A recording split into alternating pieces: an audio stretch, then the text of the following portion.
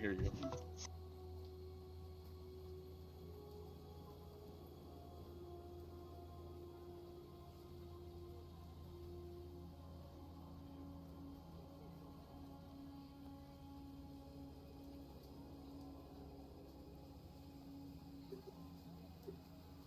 Let's try that again. There we go.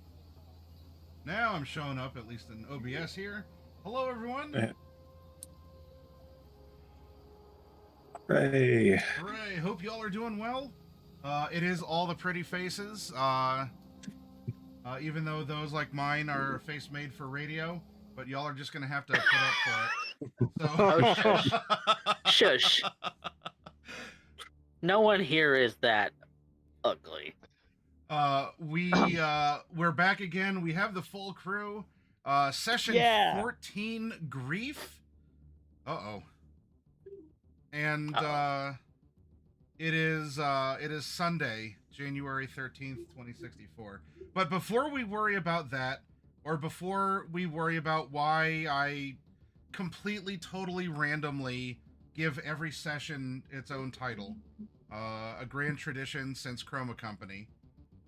There's absolutely no, correlation or prediction or goals in mind at all with anything that I use for my session titles. Let's have our table talk. Liar. Liar, hands on fire. I have to check on our craft mine worlds, make sure all our builds are still fine. Yeah. Little do you know they that blew it. I have an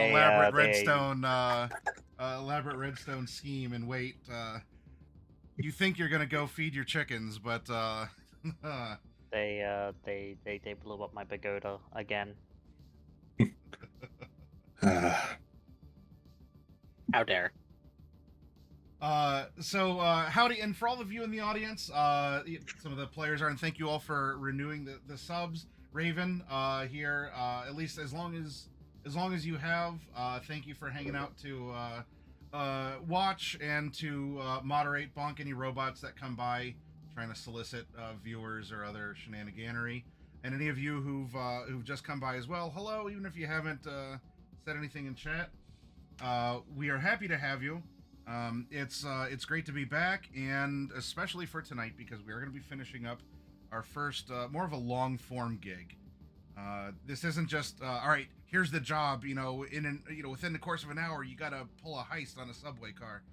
This has actually been a very long weekend, and we'll get to it. Let's have because we didn't have Kiri here for a while. Lethality, why don't we start with you? How are things going? The sharks have seemingly stopped chewing on the internet cable.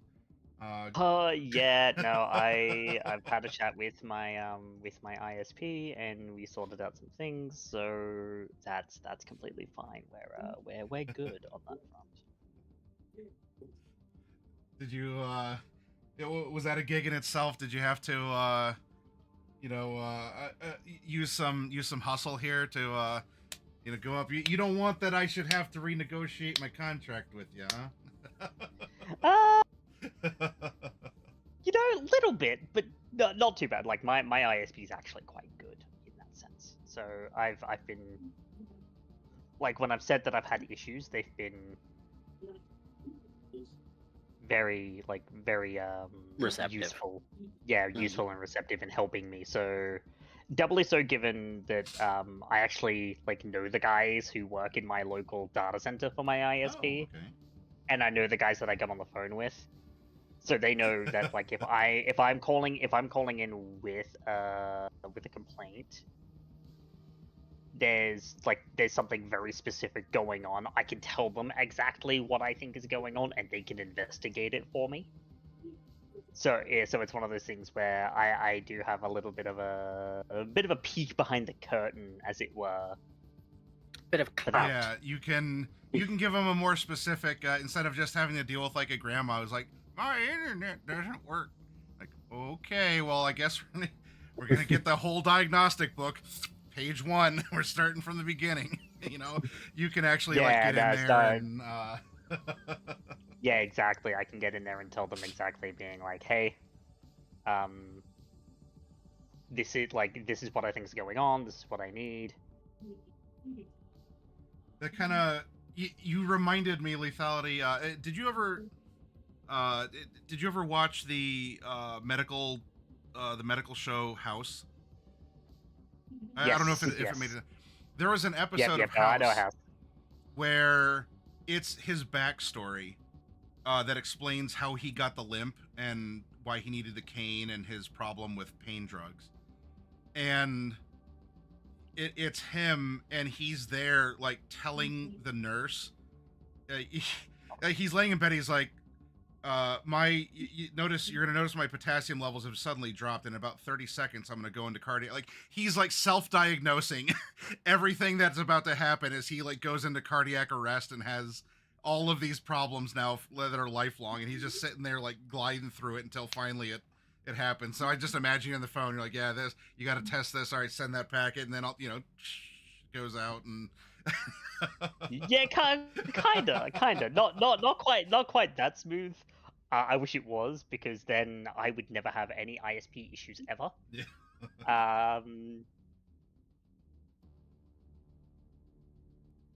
No, but you might have some pending lawsuits like House does.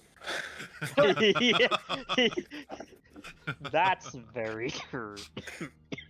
Well, I'm glad that you're with us here, and if I may shill, when you have been able to, you've been running Vampire the Masquerade stream, sort of piggybacking on Coffee Cat's channel here. Like, you're presenting, and while Coffee's your player, like, he's hosting you on the channel, and you actually did a bonus Brisbane. We did last week.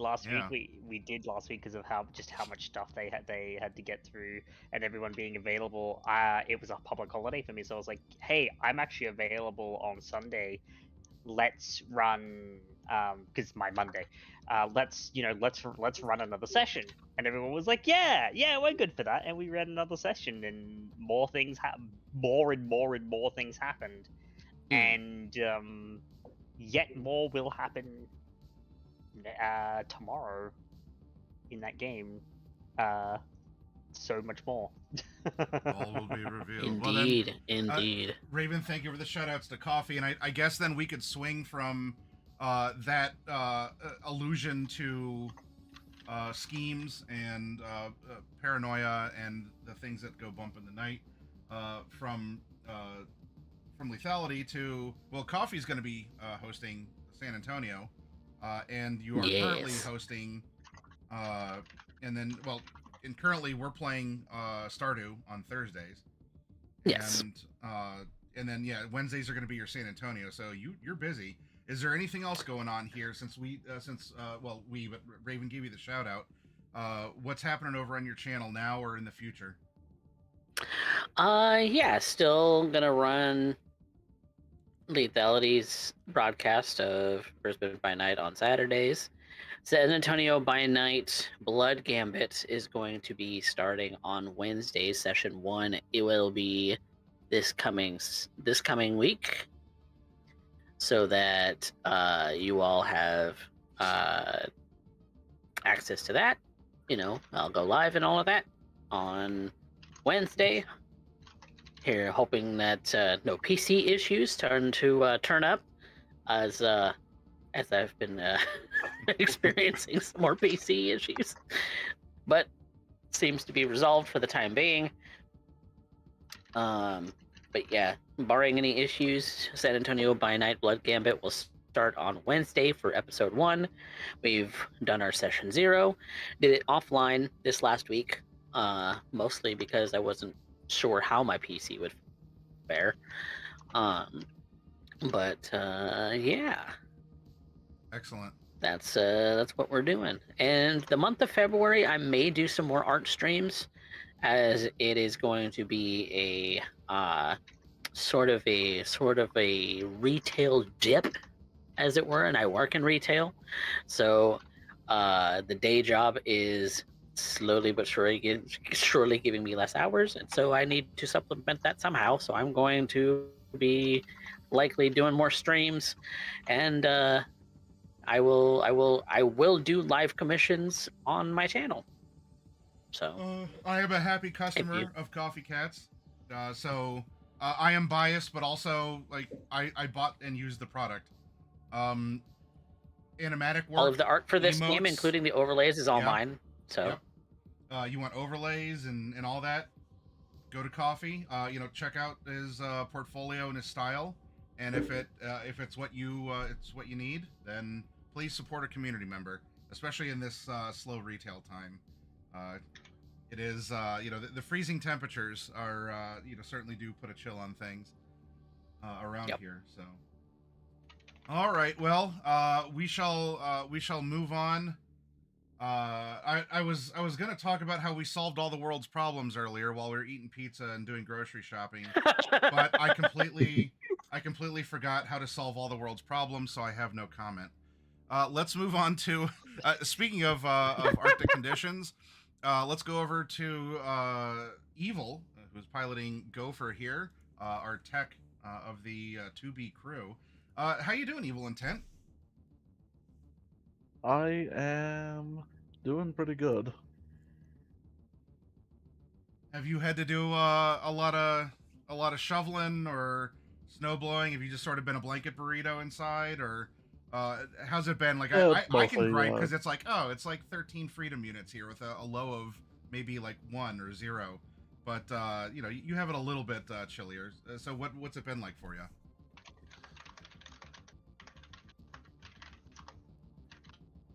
I think it's actually been fairly warm, all things considered. Oh.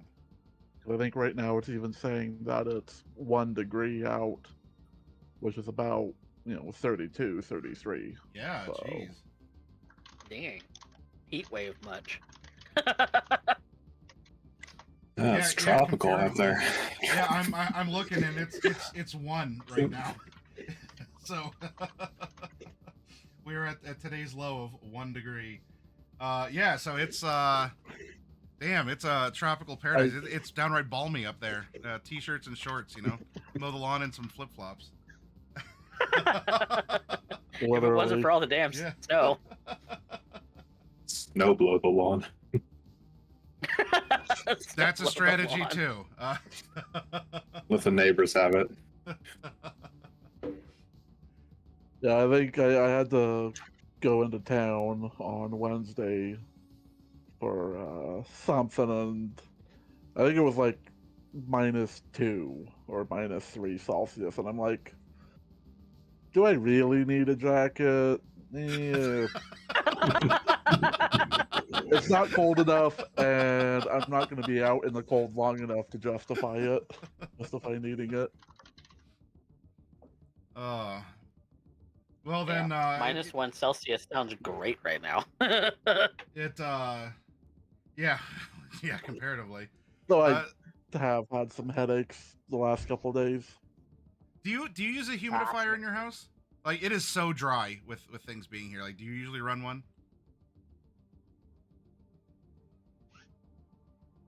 I might wither if I do. No, we don't have any of that stuff. Well, it's chilly, so that means that the ghost is couple, roaming north of the border to see you, but we're the ghost room right now then, because we actually have freezing evidence. Oh. Yeah, -1 degree Celsius. That sounds absolutely lovely right now. Yeah, well, Yeah, you're burning up. You're burning meanwhile, up. in What, Australia, 37? I say as it is a balmy 20. I'm gonna guess 37. Oh gosh. No, Oh God, no. 29. 37's almost lethal. Oh, no, it's not. That's what it gets not? to in San Antonio, my guy. 37's body temperature. Oh, okay. I thought 40 was like almost boiling. I don't have to send lethality to liquidation until he hits 42. I've been in 45-degree weather. Quarantine I at wouldn't 40. recommend it. Yeah. San Literal Antonio, boiling Texas is gets very 100. similar It's temperature. 100 degrees. Got it. 100 for Yeah. boiling, 0 for freezing. Man, that's such a better system. Yeah. Yeah. I don't know why you guys use this fucking... Because It's Fahrenheit. here's why. 0 to 100. That's great if you're water.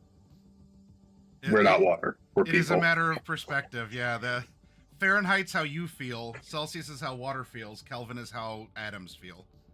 So.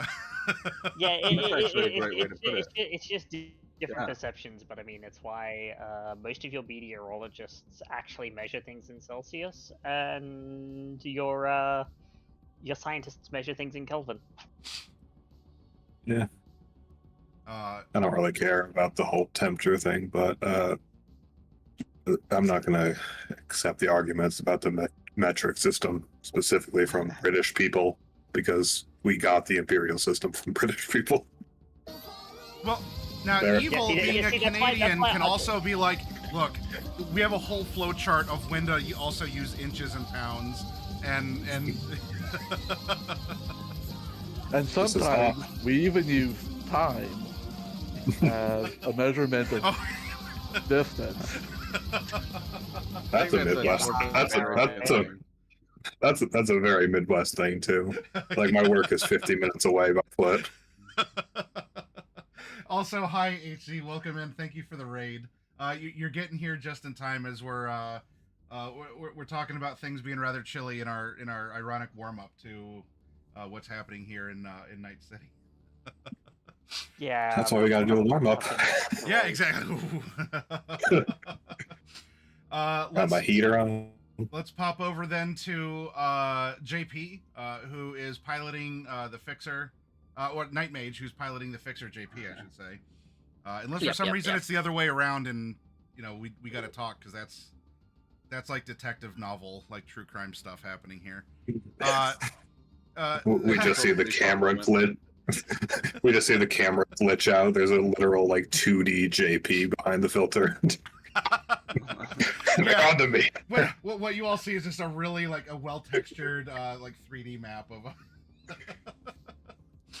Well, Night Mage, I hope that you're doing well, and anything that I can show for you, anything that interesting you want to talk about, because you brought up all sorts of stuff, intriguing tabletop games or things along those lines. What's happening in your world? Yeah, I'm kind of a wild ball since I'm not really much of a streamer or anything anymore.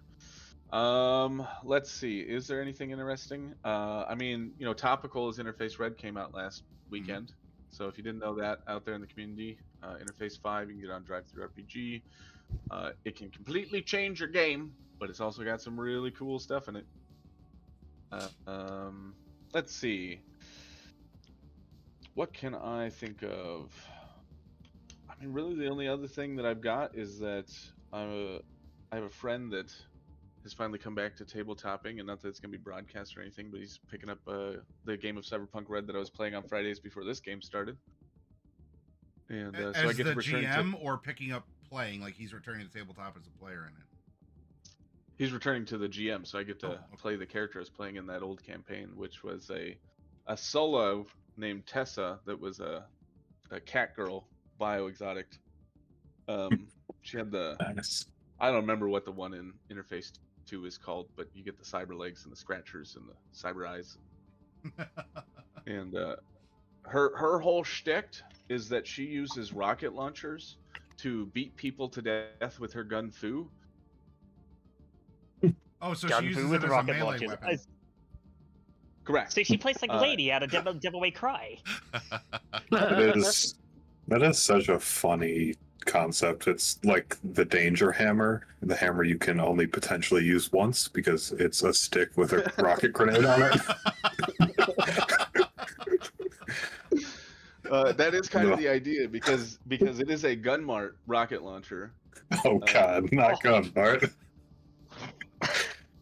And that's why it's a Gunmart rocket launcher, because she uses it primarily to beat people. But it's pretty fun because Gun Fu has a thing where you can, when you hit someone with a martial arts Gun Fu attack, you can reload the weapon, and it's not restricted like the Wu technique is to a one-handed weapon. You can just reload whatever ranged weapon you've got. Oh, interesting. So like Wu the technique, last Gibson technique, the Wick technique, whatever you want to call it. Yeah. So the last session that we were in, we were driving up on a convoy, and I shot a rocket into the lead SUV and crit everyone inside of the SUV, and then rolled up and started beating people over the head while reloading the rocket launcher. God, I don't know why. I'm just imagining like gun fu with 2 rocket launchers, and it's that scene in every movie where they have dual pistols and they throw the pistols up and reload the mags, but just 2 rockets. There's Yeah, I kind of flavored it more like I would use the kinetic motion of beating their face in to break open the breach, and then slam the shell in, and then the Yeah. reverse motion to actually reload it, because you get 2 Nice. attacks with martial arts. Yeah. I was reminded of a wild reload technique. There's an anime called Grenadier, and the main protagonist is a very ample woman who she is the Grenadier. So she has a 6-shot revolver, like classic reload style, right? She keeps the reload between her boobs. And so what'll happen? Hold on, I've got a gif of this. Speed loader. So she she'll take the shots. She gives a ubiquitous, boing. All 6 bullets like fly out in slow-mo. She swings around with the gun open, catches them all, and goes back to. God damn.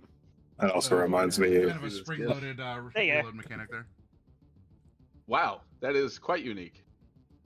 it also reminds me of Oh, the guy yep. who 3D animates cursed reloads, and one of them is a 6-shot revolver where he throws up the speed loader.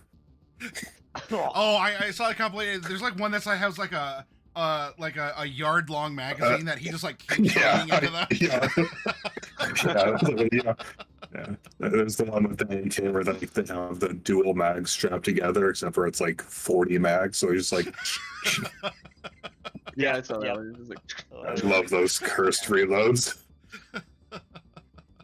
There's the computer ones. There's also the guy who does like the real life first person perspective. So he'll just grab like a toaster and then like do the really like dramatic like that goes in, slam the thing down, and then like the toast pops up, and he makes it all seem like some like Call of Duty animation. Those are some of my favorite ones that he does. That guy is so a good. yeah. That guy is 5 ranks in solo and 5 ranks in tech. Yeah, Right.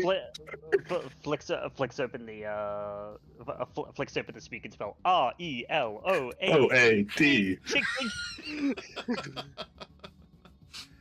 Well, just realize that sort of stuff that's all rule of cool, and not just in this one, but any of you watching out there, if you're gonna run or play in your own Cyberpunk, yeah, you could be like Do dark and stuff brooding like and that. edgy, and and you could play things like like everything sucks and everything's like so like water drenched and the brightest lights cast the darkest shadows. That's cool. Dark. You can do that, but you can also do like crazy over the top bullshit like this, and you'll still have a lot of fun without necessarily like breaking the game. You just Oh yeah, We I call it black trench coat versus pink mohawk dilemma. yeah. exactly. Both And games, Cyberpunk- good games have a mixture of both, but Cyberpunk Red very much tends towards the pink mohawk sort of things. Very style over substance given form. Yeah, no, but you need to have the weird and crazy and fun stuff. Like Rebecca from Edge Runners. We love Rebecca from Edge Runners. Because it makes it makes her last scene all that more impactful. One of the first gangs that I ran in a red game was a Teenage Mutant Ninja Turtle poser gang. Oh God. Oh Obviously, God. Master Splinter was the ringleader. And that one was pretty funny. They ended up capturing Master Splinter, and then as a retaliation to this, one of the gang members went and made himself Master Shredder, and recollected up the scattered TMNT to go get Master Splinter back. Oh, I love it. See this? So they had a secondary boss fight later on. How dare we smile and laugh and say like that's a cool idea. This is supposed to be super serial. Let's move on though. Lastly but not leastly here, because we got a little catching up to do. We gotta have Kiri make a couple rolls. Chameleon, how you doing, bud? Yes. Good. I've been trying to stream not super irregularly, and it's been going irregularly anyways because it's whenever I'm free and feel like it. Yeah. Was your Skyrim game stable? Because last week we were talking about all the mods, and the game is stable for there. But then when OBS or whatever you're using is also competing, like, was that a smooth thing for you? I mostly because I was testing that. Also because my stream had been unstable, so I only did like 2.5 hours, no crashes, and stream was stable. I had to lower the bit rate. Mm-hmm. Otherwise, it was stuttering on stream, and that was driving me crazy. But yeah, so I'll probably do another stream tomorrow. Try to go a little bit longer. So if you want to watch the adventures of Kyle the Khajiit,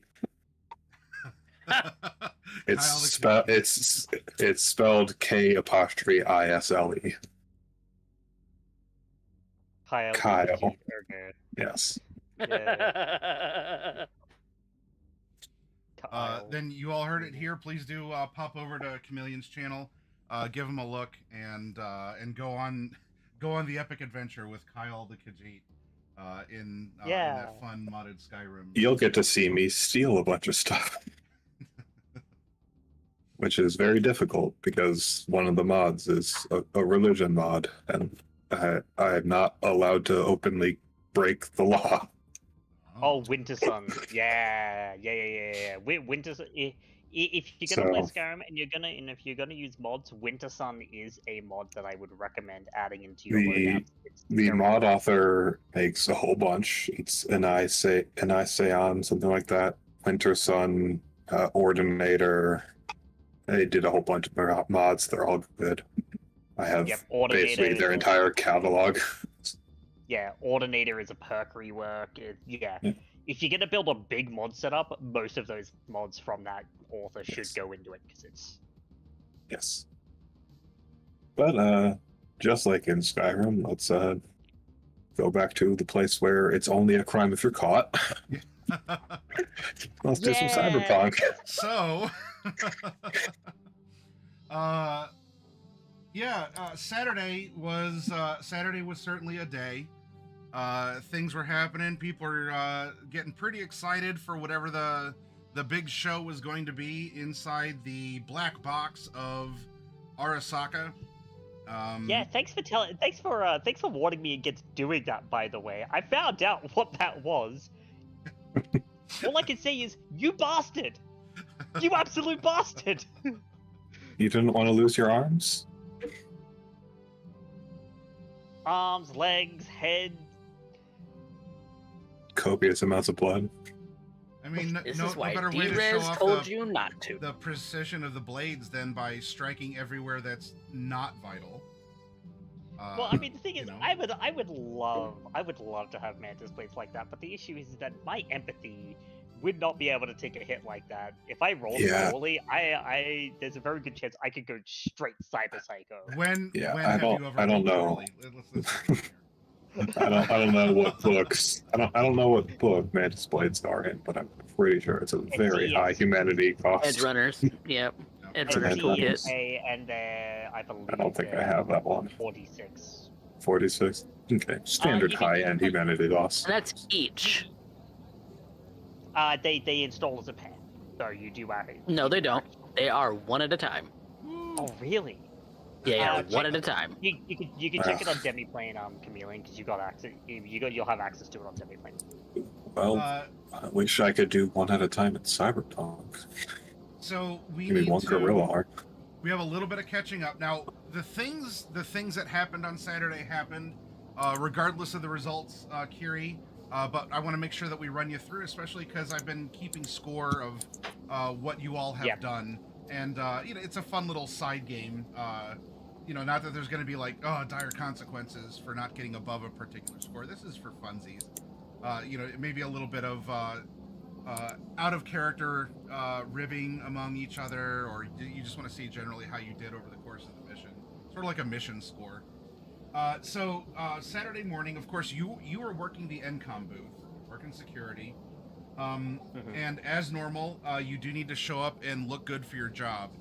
So go ahead and make some sort of an appearance roll. I forget if you were using wardrobe or if you're using. I was using wardrobe. Yeah. Wardrobe. Okay. It was that or like personal care or grooming or something like that. Is the other one? No. Yeah, I wasn't using personal grooming. I was using. I was using wardrobe and style because I'm slightly better at it. Kiri knows how to dress. That's not what I'm looking for. Oh yeah, not only are Mantis Blades something you have to purchase twice, you also have to purchase foundational cyberware cyber arms. Yep. Yeah. They are. It's a cyber arm option. That is a lot of humanity lost to get to cyber. Yep, it is. Well, you can install them. Just like most other cyberarm options, you can install them into Meet cyberarms because they do only take up a single option slot. But No, there are 2 slots. oh, they're 2 slots. Then yeah, you do need cyberarms for that. That's even. It's a commitment. Yikes. Okay. I could get 1 then. Next up, so after the events of Friday, Kiri, EBM was handing out a security device that looks kind of like a little key fob. It's supposed to scan for security issues. Everyone, both convention employee and to other companies, like this is sort of cleared through it. And you would have gotten permission from your supervisor anyway. But we've established as a pretty cool dude. And then presumably even further up on, through the income chain. So I need you to roll a security as you're trying to figure out this little custom security device. Yeah, security tech. Sure, but this isn't going to end very well.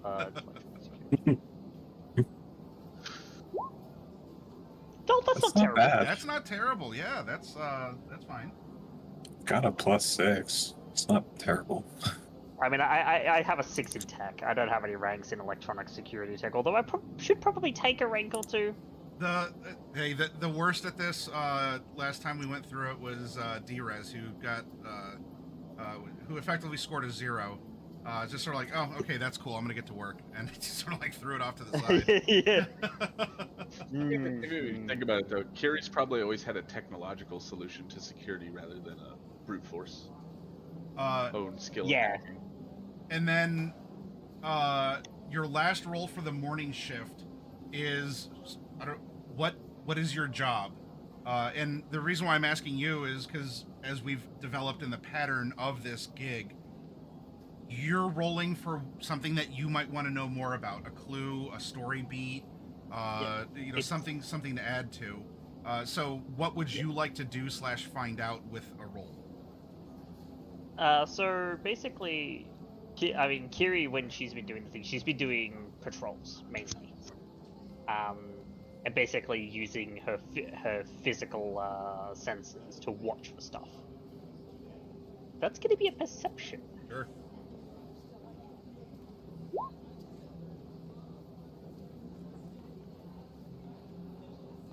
It's all right, I suppose. Okay. Very good. So this is I'm saying this for the audience. In Cyberpunk, there's a difference between perception and human perception, which in D&D terms would be more like insight. It's a vibe check. Yes, it's like a sense motive. This perception is seeing, hearing, sniffing, that kind of a thing. So we have a busy morning, which, hey, it's Saturday, and you would also see Outback with a like on the floor with a ticket or badge or like an inappropriate thing. It starts off just being unusually busy. Even for it's a Saturday morning, you could presume that's because of the hype also of what will be revealed later. There is, with the increase in people, there's you're gonna catch some people doing petty stuff, trying to steal things. Now you did well in your perception, so you would have stopped a couple other thieves who didn't get the hint or thought that I'm onto that I'm onto that security guard, and this time I'm gonna try and distract her. You're having none of it. The helmet for the bright suit is still on display, despite a couple people almost trying to steal it now as a challenge. To see if they can get past you as the Temple Guard in the Legends of the Hidden Temple, like the Nickelodeon game show, or trying to just find the way past the guard.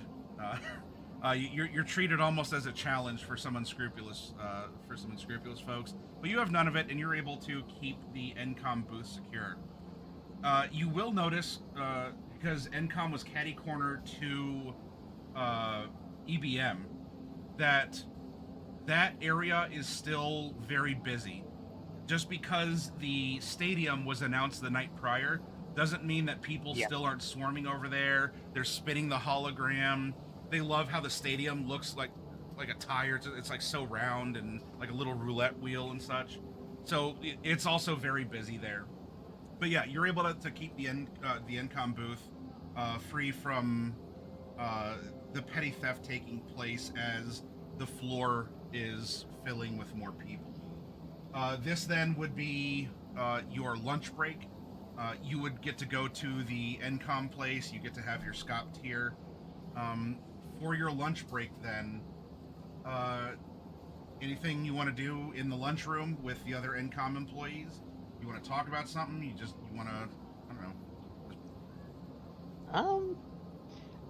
I think I'd like to bring up, just in general, kind of to the guys, bring up in a general sense, like, this convention's been really, what's the word I'm looking for here? Eventful. For, like, no reason. Wouldn't you guys say? The media day had the thing with sacred geometry. Yesterday had the entire thing with that bomb threat and all of that. We were warned about it before we signed up, and remember, like this is NCOM's first appearance at a convention. Like this is kind of like they're making the push to hopefully become popular and have their technology adopted. Blah blah blah. Things like theft. We expected it. We actually have a couple spare helmets in a box in the back in case one got misplaced. But it's didn't quite expect this level, and I don't know why people are so bold. I don't know if it's because of newcomers like us. The indie booths are absolutely sold out, and I was told that hasn't happened in a while. Of course, you have Ziggurat, which from last I knew, like that was shut down, but they seem to have been brought back through Netwatch. And of course, well, the headliner for today, Arasaka, and their mysterious black box over there.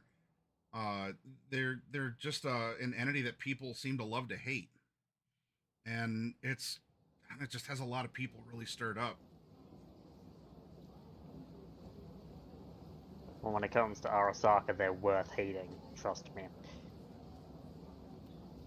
You've done a good job so far, Kiri, and while we don't necessarily have as big an announcement as EBM or whatever Arasaka has planned for later, we could use someone who's already proven a presence among people here. We have an afternoon show coming up that is supposed to feature our technology, and the person who is supposed to show up and actually pilot the I forgot what we called them, the like the bright bike or something like that. Yeah. I could try to find another pilot, but we do have an afternoon showing, like the showcase of our technology on the demo stage. I don't suppose you'd be interested in hopping on that thing and piloting it through our program. Yeah, I could do something like that. All right, if that's the case, I'll talk to your supervisor and see if we can pull you away. It's kind of busy, but hey, we need someone with, well, the kind of presence and confidence that you have. But we'll get you warmed up, and hopefully you'll be able to do us proud here. And hey, if things take off, Encom's gonna need people. You know, think about it, Kiri. Maybe you could be on board for the team on a fuller time basis. Anyway, you get the boom, boom, boom, boom. All employees, please report back. Blah blah blah. So, this now brings us to your afternoon rolls, and everyone's afternoon rolls was job, job, job. Things are busy as the crowds continue to increase, and of course, out of character, I was starting to build the tension for what may be to come later on. But if you are electing to be the replacement driver slash, not quite like you're not asked to be a like a booth bunny, but certainly they want someone who has a particular presence on stage to wear the outfit on the demo stage, you know, hoist the leg over the bike and sit in it, you know, as it sort of like slowly spins, and then you're going to get like digitized in, and you're going to get to, you know, go along various axes of grids. So everyone was doing this. By the way, as you can imagine, the default was we're using JP, and well, I mean, honestly, we're using Drake, not necessarily JP, but everyone was using Drake to, you know, be the kind of out of bounds communication. Handling all the information trading back and forth, which, I mean, yes, that would also be happening with anything that Kiri found to be weird. Give me just a second then. Who knew that a pseudo AI would become so powerful in a campaign? Delamain. I mean, he's kind of got you there. Delamain's an actual AI, though. Not Yeah, that's why he knew. I need to have a look at piloting vehicles with direct links because I have a new report that's one set of interface plugs. When you pilot with a direct link, I'm pretty sure you just get the ability to dodge. No. So when you as part of the same action as starting the vehicle, you can plug yourself in, and that means that you can drive it entirely with your mind. You can drive it hands-free. You can use your hands. You don't need your hands, and you can. If you're on the motorcycle, you can dodge bullets if you have high enough reflexes. Yeah, then I'm definitely doing that because that's that will be cool. All right then. So as your job is shifted to becoming part model, part driver. You do need to get into your driving suit, not just the security suit. It's going to be mostly the same, except enhanced for greater audience retention. They're not making anything of ridiculous proportion, but the you know, the LED strips or whatever in the suit are casting certain outlines. Yeah, there's a particular silhouette that is made on the dark suit with those lines. It's not. I mean, I'm not going to tell you what Kiri's sensibilities are. It's not like they're giving you they're not giving you like the bat nipple armor from Batman 3. Oh, thank you. It's not that detailed, but it is showier, for purposes of, being recorded and putting, getting eyeballs and putting things out there. Though I'm sure we could still come up with a montage, like in Batman and Robin, like you pull the pants up and it kind of, it's shapely and you do all this. But yeah, you don't have Batman. Don't worry about that part. So in this case, you're getting ready for the job. They're putting you in the new suit. And they're going to have you walk around in it, like make sure that you have the range of motion that you need. So while this is job, I do want you to make some kind of a, I don't know, you pitch a skill to me that would be getting used to this form-fitted bright suit, and making sure that you can twist and move. And as they ask you to, like kind of put on a pose, all right, now like practice leaning up against the bright cycle, and that you can like project that confidence and strength. Given that a lot of that's like body language, but not necessarily trying to act, it's more a matter, especially since this thing's very form-fitting, it's a matter of dexterity. Could I perhaps swing athletics? Yeah, that works. Yeah, because you're if you're not like flexing, it is you're doing that. All right, I'm gonna balance on one foot. You lift your leg up. You do the pivot. You mount the bike really slowly. That takes leg strength. That takes discipline. Not to mention, it would also take a certain level of balance if to say, doing like the very much doing like maybe like the pin-up style pose on the bike. Oh, exactly. That takes balance and back strength. I tried that once on a Harley. I wouldn't recommend it. That stuff hurts.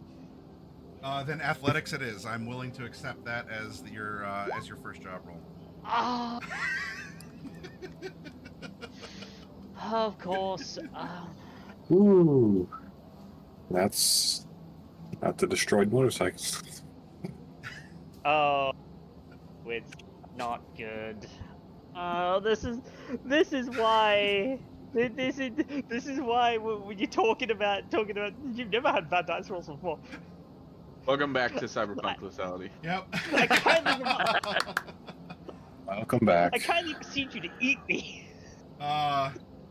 All right, so you're practicing and doing that, and there's a point you try and do that balance. You go for like the pin-up thing, or you go for that slow. Yeah, you're hoisting the one leg up. You're lifting it. You're putting it over. Fall off the bike. You slip, and like you end up. Like the camera person is like, all right, we're balancing this. We got the shot.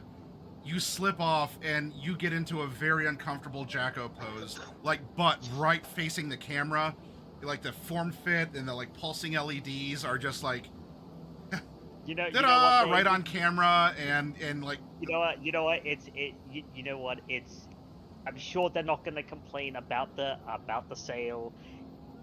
Sex sells. I never thought I'd ever do those sorts of things, but sex sells. Cameraman's probably going to be like, well, it's not necessarily what I was going for, but I'll take it. Ching ching.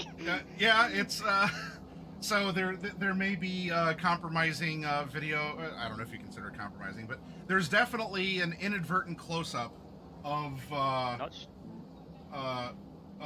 your not bat nipples, but certainly form-fitting elsewheres. That's there. But hey, you get up and you got to try again. The bike is fine, which is, I mean, we could still be a little dystopian with NCOM here, just a bit, and say, hey, the bike is fine.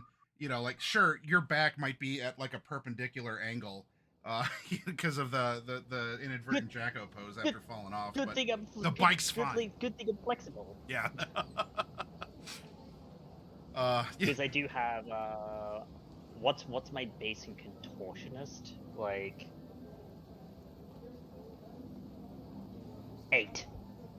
That's higher than a lot of people. So you reminded me, and this is showing that I'm clearly in my 20s. Of on MTV there was a block of programming called Liquid Television, and part of that was a animated story called Aeon Flux. And I remember Aeon Flux, yes. There was a scene when she needed to contort into something, and she couldn't quite bend, but she was able to like reach around and like remove one of her vertebrae, and it let her actually like spin her torso like 180 degrees. And yikes. Yeah. Yeah. Like 90s Aeon Flux, like that animation is genuinely like top tier. If someone can like find it on the internet, watch it. Yeah. It definitely recommend. Basic contortionist isn't bad. There's I mean, D-Res is probably looking on the cameras, so she's gonna get a thing full of curiosities. I'm sure she's not gonna complain about. Yeah, you know what, Drez, I'm sure later on, you'll. There's another medical emergency from D-Res. Blood lost from the nose.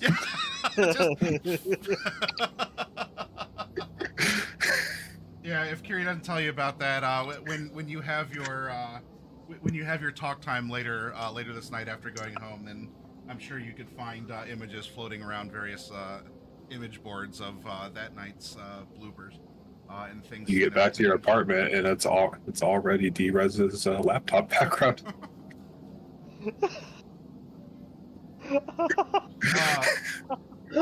So with that, like, how dare everybody read my mind?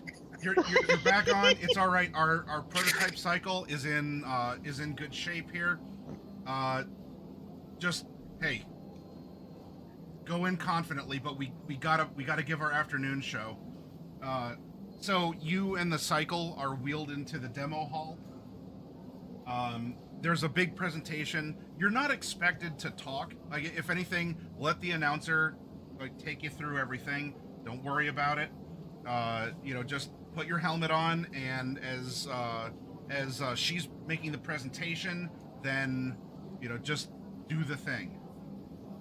So there's the whole big all right, and now we want to, you've seen us at our booth. Some of you even tried to steal our helmet. There's like some nervous chuckles from the audience in the demo hall. But let's show you the physical prototype model of the cycles that you all love to pilot so much in our booth. And then, spotlight, ka-chung, and it's up to you now. Like, you got to wheel it out, and then hopefully better than you practice. Let's try making another athletics check as you are. You have the cycle. You're holding it steady. It's then you gotta do this. Get that leg over. Make it.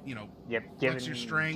Given this would have happened. Given this would have happened last session, it's not going to burn any of my luck to do this. I'm going to spend 2 luck to. Okay.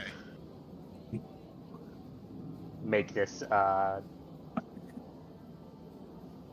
16. I'm good at this roll. Nice. Oh, I passed. You did. Good, to your benefit. So as the lights are going, the music's like thum, thum, thum, thum. You get out there and it's fine. Like, you didn't need to like super exceed it. You beat what you needed to beat. You did what you needed to do. To the lights, you got this. Yeah, you know what? You fell the first time, but you got up and you pushed forward. You got the leg over. You got the weird postures. You're trying to you're using your thighs to grip the cycle as you're kind of having upright posture, like holding on. All right, now this is what you all have been waiting for. We're gonna give you a demonstration of our one of the ways that we can digitize your actions. If you don't want to be fully immersed, we still offer different degrees of virtuality, and you don't even need to have a net deck to do so. Not with our easy to use, user friendly at home, resident grade stuff. Other terms. I'm just kind of going off the top of my head here. You're inside your helmet. Then you have that. Forever synthwave grid with the sunset ahead of you. You have the palm trees that just eternally are passing on your left and right. The music starts playing, and now it's time to show people what you can do with this technology. As on the demo stage, some little clamps come up, and it turns the motorcycle into a controller. If you lean, kind of like what you'd see at an arcade with similar motorcycle racing games. This is the full thing, but all the lights on your suit and the cycle are coordinated to what's happening as well. So now you need to drive this thing, and you're going to go across the open synthwave grid. You're going to take it up vertical at a 90-degree angle just out of nowhere. You're going to do crazy shit on this. So this is going to be a piloting or a drive. Yep, drive land vehicles. Yep. And I will burn. Wouldn't happen to have Wouldn't happen to have a prodigal skill in that, would you? No. But I mean, I do have a base +9, so. Ooh, That's yeah. I believe they said like +10 is skilled. Oh, there we go. Hey, 22. Oh, that was Base a 10. 10. You all saw it. Oh, cheaty I dice. didn't see it. This game I didn't sucks. see anything. I hate it. We're done. That was supposed to be a crit. All right. Well, you beat me by 10. All right. So fantastic. You're in there, man. I don't know if it's the synthwave music, or if there's something comforting about the grid, or just the way the lights go. Maybe you're actually getting a rumble. Your motorbike is equipped with a nice rumble pack, so there could be a very centered feeling that emanates through you, and everything you are hitting every goal, everything, if they want you to ramp through a hoop or something, you do it in 3D upside down. I make the bike do a tail whip.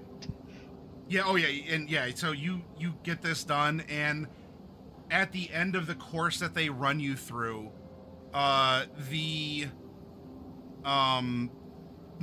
audience is losing their shit. Like, you absolutely styled. You have you've proven the technology, and they're like, oh, this looks so awesome. Oh, I can do this, and oh, I know someone who can, and so yeah, you've done NCOM wonders. I can't wait to be digitized too. Oh, I want my very own bright suit, and a lot of hopeful people for this, and yeah, so congrats on that. You did really well during your afternoon. So this will lead to the evening, and now for everyone, all of you haven't made your evening rolls. Like, I narrated what happened, but because your evening rolls are going to be extra information that maybe I can give you after what you all had seen. So you all saw what you saw. The rolls I'm asking for could just be something extra that you picked up during the presentation, or maybe this occurs while you all are going home. The timing of it doesn't necessarily matter, but this is just about the look. Now, I narrated, so Kiri, for everyone else, I narrated, where they were, what they could see if they wanted to, if they're in a position or something. You doing so well, they kept you in your racing suit, not your security suit, and they had the demo out there. If you wanted to keep your helmet on, if you didn't want face pictures, if you do, you can too. But they didn't tell you, you don't have to be sexy or stick your ass out or anything, but you are set up that hey, come take a picture with the expert pilot, and and as people want to come up, that's the background thing. You're not going to be rolling for posing or talking to people, Posing or anything like that. Yeah, no, I'll do that. I'll give them the time of day, because I mean, hey, it means that my boss gets to see that I'm a multifaceted worker that can do all sorts of different stuff. Yeah. Yeah, you've left an impression on your supervisor. I don't know if I told you, but if not, then I'm sure you could expect an email with a job offer later. Anyway, so from where you're at, while you would be distracted somewhat because of everyone wanting to take a picture, people want to hop on the bike, and that's where your security instincts can hop in, and while you're in the racing suit, you can still hold your hand out, hey, and tell people that, hey, don't touch the merchandise, kind of a thing. So you would get to see this presentation from the point of view that anyone else who's watching one of the big jumbotrons inside the convention center might be able to see what's happening, or you're hearing people who are coming up. Maybe you won't be able to see it per se, but there might be people who are like, oh yeah, my friend has a ticket, I wasn't able to get one. Oh, look at that. And so it won't be quite as direct, but that still won't. I can presume you all are going to talk about it anyway. That's fine. But maybe that colors how you want to do these rolls. So, for all of you now, for your evening rolls, while the events of the evening have passed, this is for bonus info or story beats or whatever else. I want each of you to think about a particular education roll that you can make through which I may filter something interesting about the events of the evening. And so I don't care which kind of education, or if it's just a general thing, and if you don't have a specialty in something, because that's part of the beauty of Cyberpunk, right? Like, you can have education, chemistry, physics, astrophysics. You can specialize in everything if you really want, over time, if you want to. So when one of you are ready with an education roll, go ahead and pitch it to me, and then I'll see what I can give you.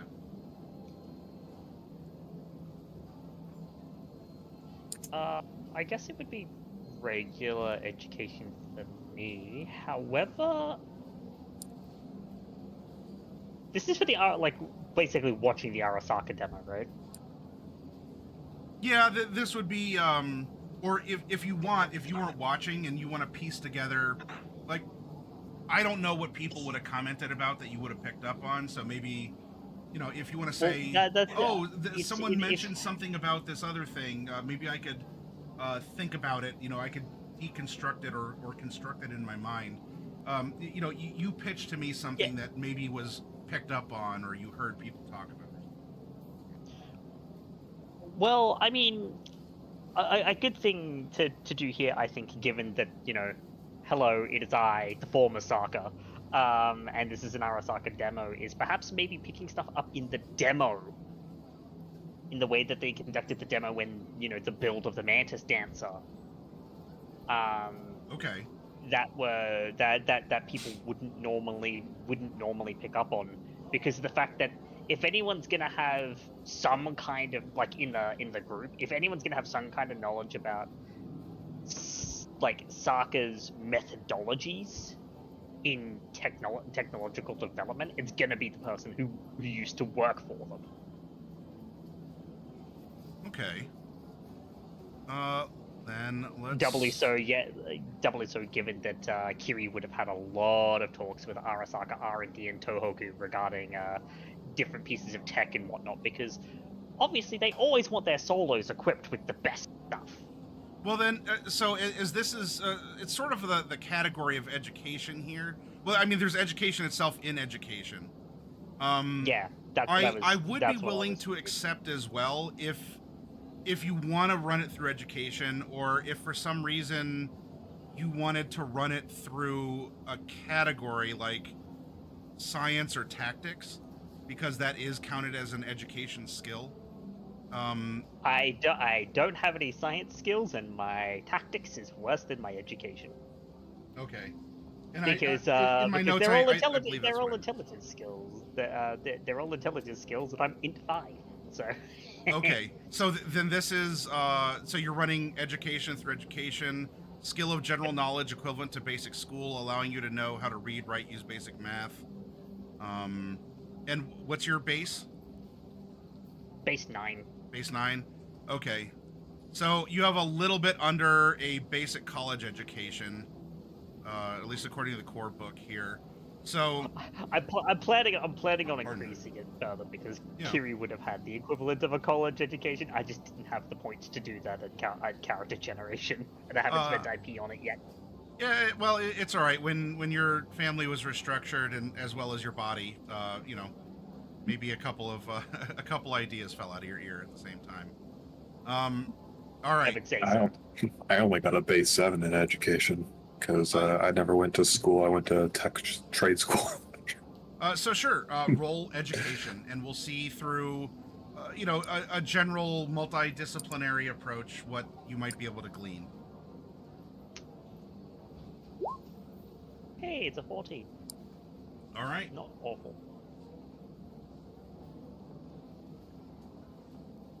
Well, I guess through the lens of your Arasaka education, this, and the things that you picked up, this is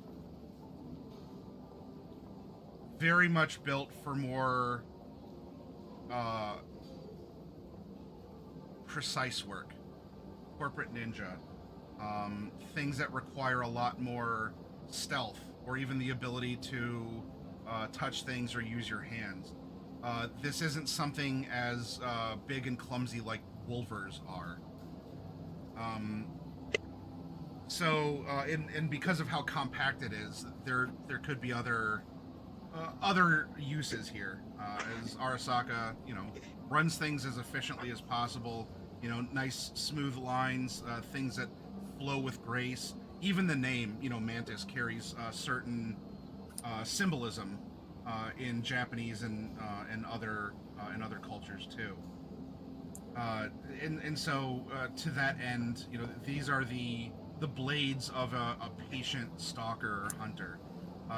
These are meant to be deployed lightning fast. So I guess you could bring in some out of character knowledge to Kiri about what they do.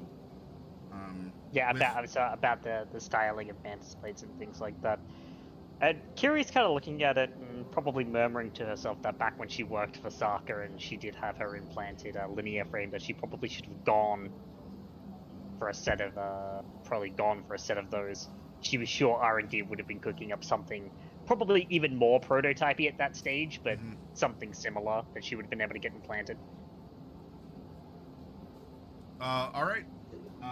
Who wants to roll some sort of education through education, or do you want to run something through language or deduction or criminology? Who's next with a categorical education skill roll? Oh, I can get mine out of the way. Sure. Because similar to Kiri, my intelligence is base 5, and all of my education skills are too. Okay. Aside from base education and English. Then is there something that you could do it through general education then, or do you want to, if they're all the same to you, do you want to flavor things through tactics or wilderness survival or something like that? I'm gonna run it through business, actually. Ooh, okay. Because they have this new product. They just showed it off, and they are not legally allowed to be on this soil to sell it. Okay. So how are they going to be getting these into Night City? And I'm putting luck down on this, and a fickle glass favor. All right. Yeah. Hey, two luck and 1 favor.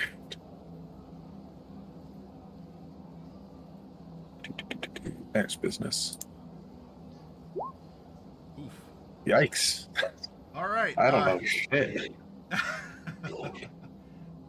So 2 luck and 1 favor. So that was 3. So you have a 2. All right. So for this, you can still walk away with something. So let's see. Business, the skill regarding knowledge of basic business practices, laws of supply and demand, employee management, procurement, sales, and marketing. Well, this, I won't contend to Outback that this does seem very weird or suspicious. Why are they here? How are they here? Why would they be showing off something that they're not allowed to sell in a place they're not allowed to be? And they're spending all this time. I mean, you were there when, the medics came in, almost like the stars themselves. This is a ton of extra expense for something that normally wouldn't be allowed.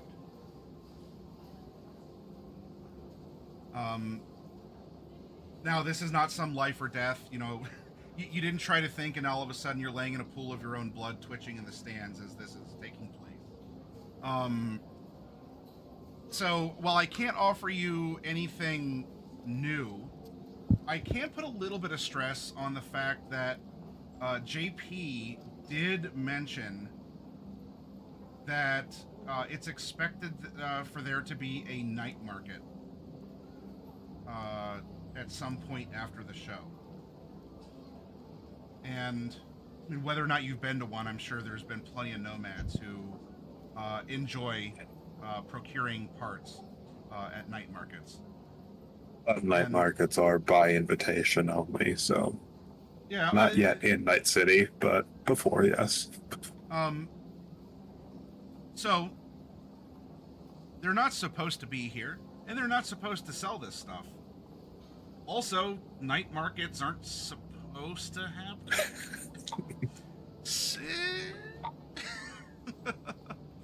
I'll leave it to your suspicion. I'll put a little, I'll put an accent on some things, but I won't reveal anything new. But I'll kind of point you in a general direction as to where your suspicions might take you for the business side of things. All right. Because, and again, this is nothing new. Like, everyone working security, these are all third party. Like, the only thing that's Arasaka would be the sign, and even then, it just says Arasaka. It was probably done by a print shop in town on at the convention center, like, owned kind of in part by the city.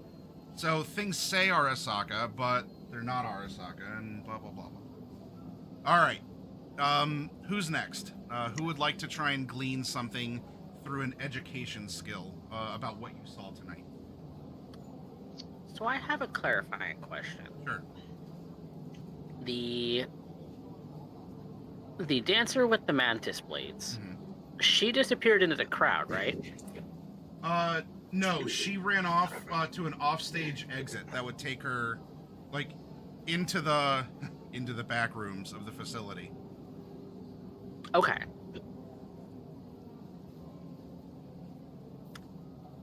I want to use something like either library search or deduction to determine if this woman was going psycho before the end of the show. Deduction might be the better one here, then. Deduction says the skill of taking several clues and leaping to a non-obvious conclusion or medical diagnosis. Oh wow, look at that. That's like perfect for what you wanted. Yeah, she seemed from my angles to be acting a little funny towards the end, so I want to see if I can piece together that she was going cyber psycho or not. Okay. When she ran off. Because there was some slight concern that she was. Okay. Sure. Go ahead and make a deduction. Are you using any luck, or are you spending a... wait, do you have I'll spend a Fickle God's favor. Okay, yeah, you do have one. I believe at the top. I believe, money. Yeah. I believe at the top of the stream, both Direz and Kiri were given 2 each. So. Yeah, I saw it there.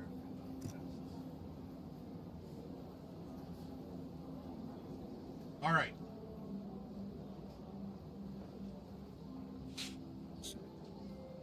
So you are successful, and it doesn't have to be critically so. I will say that you can reasonably believe that something snapped inside her that was more than perhaps mechanical. In thinking about it, you're replaying through it. You know, she had elegance and grace and stealth. She was a ballerina, just one that could sever arms. You know, she was so lightweight even. You know, she could leap while doing like little pirouettes and all the other ballet terminology that I forget, but I was describing. And then at the end, with that kick from UB, it didn't damage the arms, but whatever happened, like, she took a blow to the sternum. And after that, like, screaming and then now powerfully leaping, no sense of elegance, no sense of grace. There was absolutely a loss of control that she had. It didn't seem to have to do with the arms being damaged. At least not by the kick. You could imagine that, like, the blade-on-blade combat they were having, you know, that was putting nicks in their blades, as is what happens. But after that powerful, like, this is Sparta style kick to the sternum, she lost control and she raged and ran off. She didn't kill anyone. It wasn't a bloodbath. And even the 6-person squad was moving, you know, at a fast walk. But they weren't like, everyone evac, get out of here, and sweeping across with their guns or anything. No, because their image. But whatever happened to her could very well have been cyberpsychosis. I'm not going to tell you with certainty it is, but it is a good suspicion that after maybe even the accumulation of the 3 fights, maybe there's some sort of wear and tear on this new technology, and she reached a point, or quite literally like a wire popped or something. But yeah.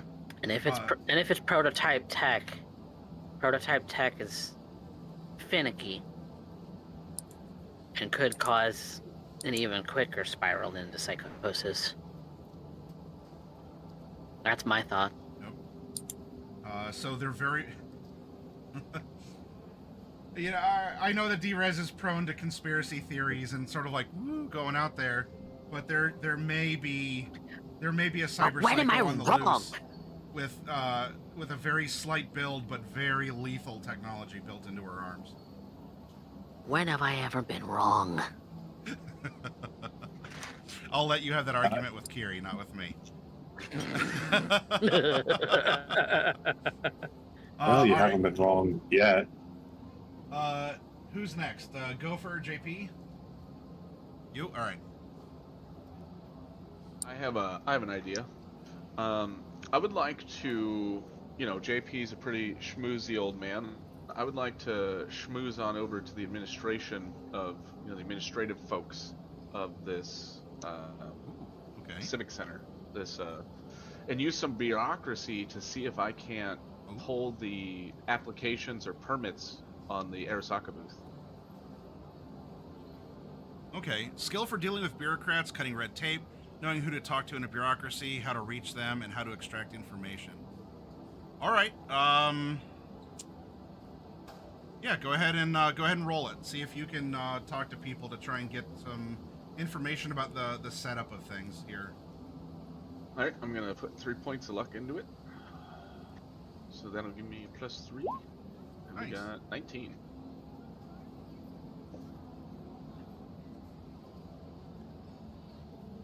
Okay. So, you know, during or even after, because this is in the nebulous evening time, you ask around and, you know, working your way through, maybe even over to Bulldog himself. You know, you rolled pretty well here. And Yeah, me and while- Bulldog are eye to eye. Yeah, he has a respect for, well, an old dog like you.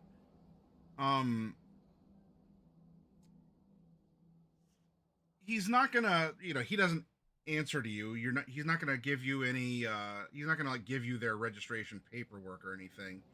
But he's also not gonna give you any guff. And so, like, asking about this, well, I'll tell you what.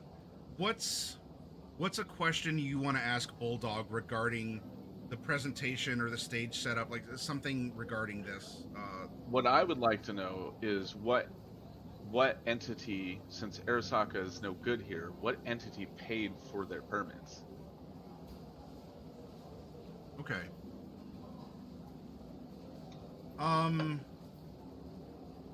Or if they actually did somehow schmooze their money in here and they paid for their own permits when they're not supposed to even be here.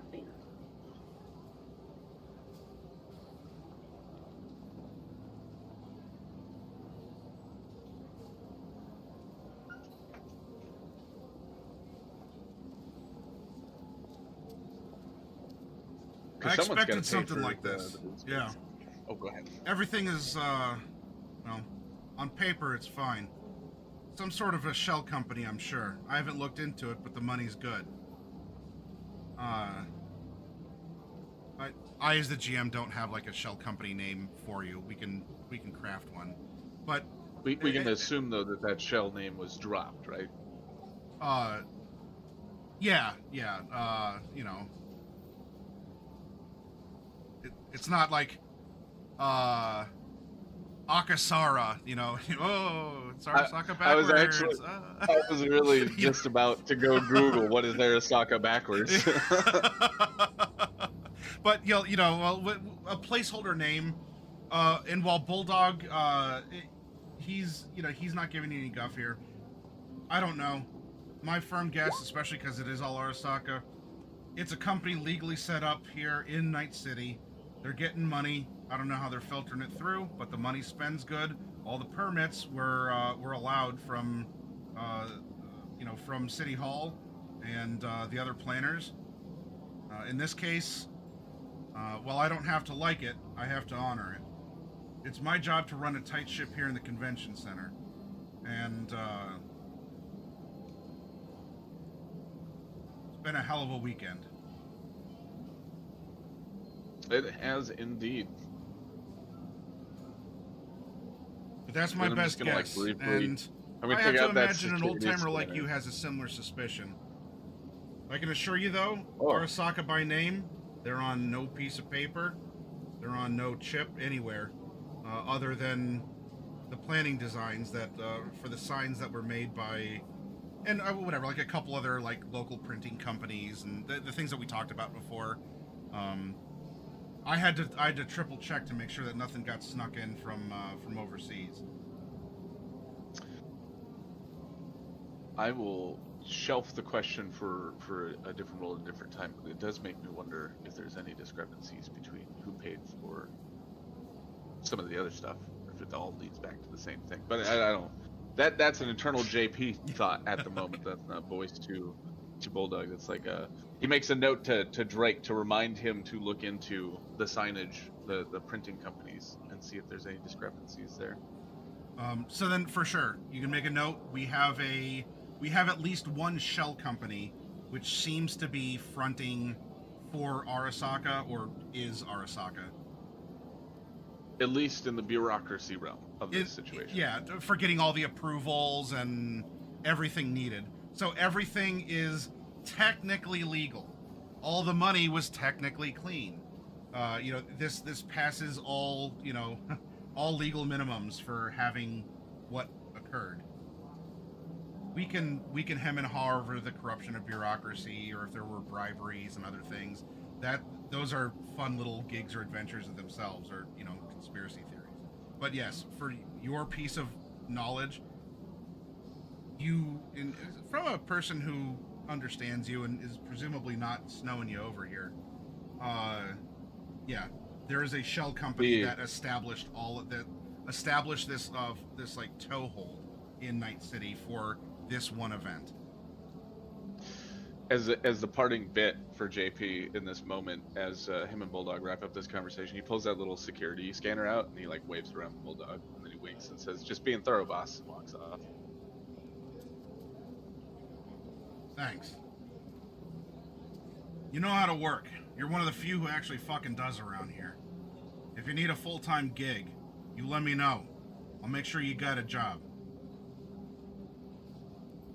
It'll definitely be on the table. Mon ami. All right, now get the fuck out of here. Yeah.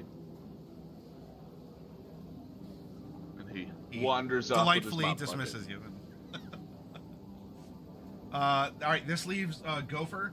Gopher, which education category skill would you like to try and learn something about the event?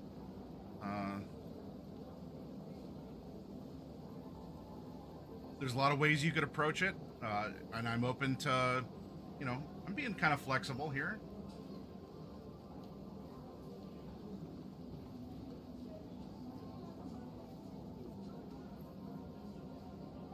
Bit curious. Because one of the things you can do with Cyberpunk Red is use one skill to give a bonus to another skill, right? if they're both Yeah, kind of related to the circumstantial. tech. Yeah. Yeah, it's called a complementary skill check.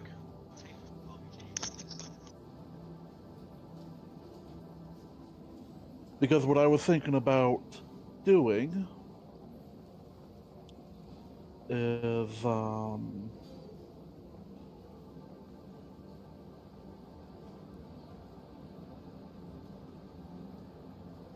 cyber tech complementing deduction on kind of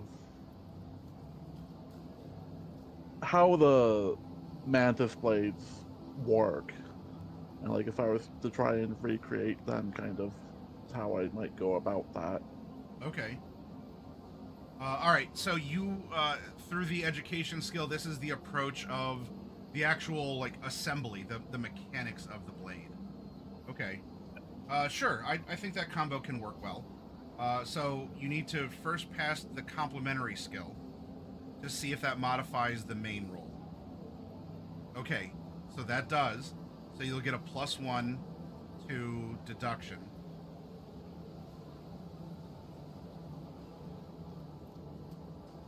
Okay.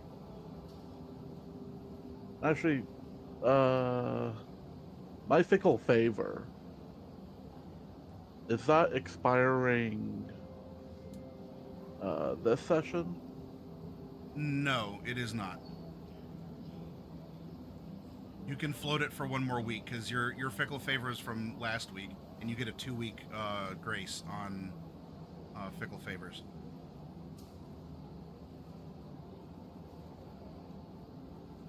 Then I'll hold on to that. Okay. All right. So you have a 17, which is fine. You're thinking about then. So instead of the medical aspect, where D-Res is approaching this from the psychological medical approach of possible cyberpsychosis, this is deduction from a non-obvious conclusion or medical diagnosis. In this case, then, because you all were actually having the out-of-character conversation for what you need to go through in order to get mantis blades, I will say that why don't we allow you to import that out-of-character conversation into Gopher in character as you're thinking about this, and you're like, there's all right, like I get Wolvers; those have been around forever. Like that's the tried and true tech. The sheer amount of modifications that this lady had to go through in order to support a device like this, is, I mean, it's not impossible, but it might offend the senses that this is a commercial, like. They want this to be a commercial grade. Like, they want this to be as common as Wolvers or like a Cyber Eye or something, you know?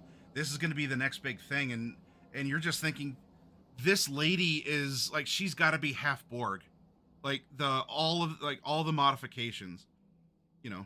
And so, me talking to you out of character, GM to player, if this leads to you and D-Res, you know, sharing notes, that could also bolster a conclusion about how absolutely modded under her skin she had to have been in order to have all the because it's not just like a little switchblade. The mantis blades also need the strength to strike, to deflect the sword coming down from this obviously like superhuman solo she was fighting, especially being so slim. And so there's a ton of compact, experimental or new tech in there. So I'm not saying I'm going to make you swoon over that or pass out, Gopher. At the if you do, that's cool. You tell me. But it is a mind-boggling amount of mods. Like just doing some basic calculations. It looks cool and elegant because it's the forearm that just sort of like comes up and strikes. That's the cool part. That's the spoiler on the car. But a lot of people look at that and they're like, oh, look at that, that's cool. But they don't realize the transmission, the exhaust, everything under the hood that actually makes that cool spoiler function. You are thinking about all the stuff under the hood, and maybe even especially after that hood took a pretty hard dent. And, you know, the spoiler is neat, but when the engine has a hole punched in it, it's not... That spoiler is not going to be as effective. It'll still look cool, but it's not going to work. So yeah, just out of character, import your conversation about the humanity loss. Like you need it takes the double slots and the cyber, like all this other stuff. Filter it in an in-game way through Gopher. I think I did the math, and it's without the tech upgrades that reduce humanity loss, it's 12d6 just for twin mantis blades. And the arms that need to go underneath. Yeah. Yep. And then there's whatever else she has. I already got. And yeah. And how recently did she get it? Was this installed last month and there's been no therapy, no anything else? So she's just, you know, she, as the kids say, she's raw dogging like humanity loss here, and she's just like equipped and like sent out. I might go for one of those, honestly. Oh, see you, Raven. Have fun in Reno. Oh yeah, it's all right. So we have our first set of roles then for Saturday evening. We have suspicion set up, things that you all obviously can talk about in character or via Drake. The second role that I want each of you to go for. So this isn't modal, like in a broad education, like whatever education skill. This is going to be a cyber tech skill that I want each of you to roll. So we had clues. Now we're going to go for like the hard approach to realizing, like, from each of your perspectives. This is obviously cyber tech. Maybe there's an idea that comes up through your character or something that you might notice or think about or propose. So I want each of you to make a cyber tech roll. Unlikely, but let's see. Yeah, let's see. Of course, the techie rolls well. This is going to be affected by my wounded status.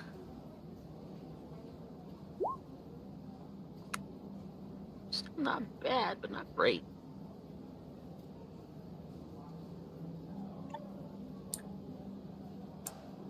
Well, you did kind of get rattled. There it is. Yeah.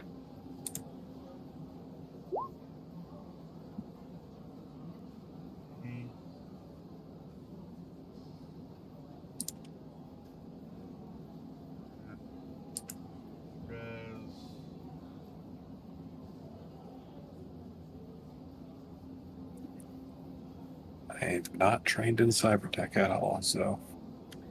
Neither am I. I'm going based off of my base tech, which is 5 minus 2, because I'm wounded.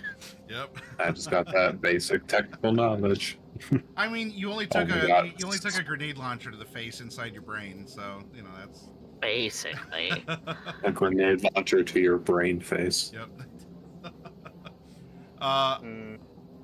All right, and we'll get JP's when Night Mage is back. So going from D-Rez and Kiri, I have nothing new to offer you. I mean, if you're paying attention to the other things I talked about, that's fine, because we can presume your characters will talk. But sort of filtered through your own, I don't know, unique perspectives or like something that could be modified by your class or whatever. I don't have anything new other than, hey, yeah, it's a new type of cyber tech. Run with that as you will with your character. I'm not saying that you can't process its cyber tech. I just don't have anything else to give you at this time. Yeah, aside the very obvious of it's new cyber technology and it's installed in the arms. It's like more expensive. Same for JP. JP, I don't have anything new to give you. Suspect what you will, or write down questions to ask other people. But there's nothing else that I will populate your brain with from the results of this roll. We come over then to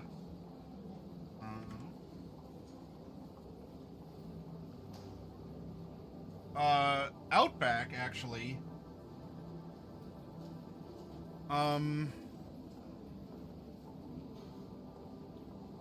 So Outback, you actually succeeded at this roll, and Okay. to filter it through.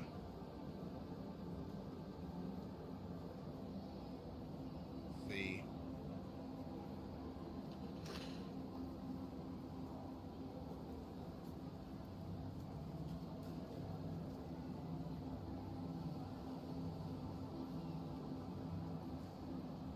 Another new nugget here that I could offer.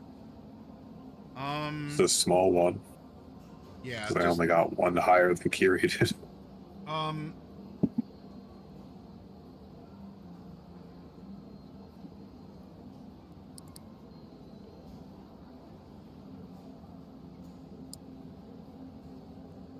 Your reflection on this might be from your own experience by having seamlessly implanted things like your reinforced spine. Now I forget as a GM how obvious like Wolvers would be in a like if you need like Popeye forearms to have Wolvers or something. I'm pretty sure the Ripper, Scratcher, Wolver line of things are concealed without a check. Yeah. This would be that more elegant. In fact, I think it was last week that I said this would be the market competition. So similar how you have like, you know, the big American choppers, you know, oh man, we're cranking our hogs, and then you know rumble, as compared to then the crotch rockets of the, you know, you're leaning forward and you're doing the Akira slide and everything, or you have the big American muscle cars that like grumble and like, oh, black smoke pours out of it, and you know it's, you know, 300 billion horsepower, and your engine like comes up through your hood. Or you get the elegant, I believe we called them the rice burners. Like they're smooth. They're like they have the cool and functional spoiler. Like the engine just like everything is so tight. It's you know, so you have the competition. Like you have two different types of sports cars. You have two different types of motorcycles. This is offering a kind of competition to Wolvers, though this is a lot more sleek, and maybe in your day you've seen Wolvers used. Like maybe there's not exactly like a tell for Wolvers, you know, unless it's like a botched implant or something. That happens too. You know, maybe you've seen them used, or like there's a fight that breaks out in a nomad camp, and someone busts them out, and that's when like shit gets serious, and because they're like, no, you can punch each other, you don't use those on a family member, kind of a thing. So for as used to these that you could be from experiences with things like that in your life, or I believe in Red, there's even like finger tools and stuff. Like you can go get like the Inspector Gadget. Yeah. Oh yeah. So that's true. You do even have that. You're like, oh hey, you know, I want a Phillips head, or I want a whatever.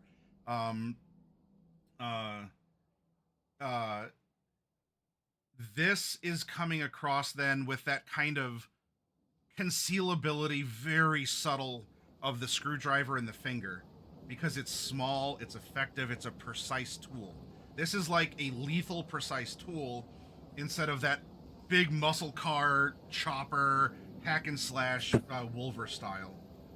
Whether or not that concerns you, I'll leave that to your character to filter.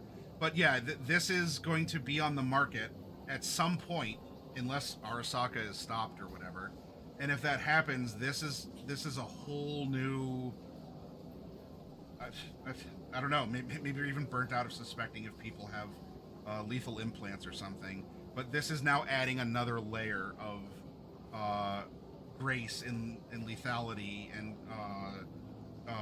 elegance and murder or whatever.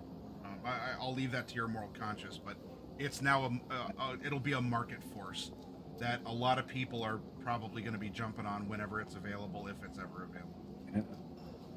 Yeah. Not just that, it's gonna start an arms race. Literally, in this case. Yeah, that's true. Yeah. Which then I guess would mean that Wolvers, it's like a mousetrap. Hey, Wolvers have worked since 2020. It, I presume Wolvers were in the 2020 rule Yeah, book, right? yeah. And I would imagine even before. So imagine Yeah. it's like 40 plus years of Wolvers. Really, why do you need to reinvent the wheel? It's a blade that pops out of your arm. You can keep it secret until you don't need to. And now Arasaka has come in, and I don't know if you think they're over-engineered, that's your opinion, but have come in with like the elegance and grace, and they're trying to reinvent the mousetrap in this case. Now, I think in this case it's like literally, yeah, because there's the pop-up melee weapon, so that's like even older. For the big, the big success here, because you beat it by a wide margin here, Gopher.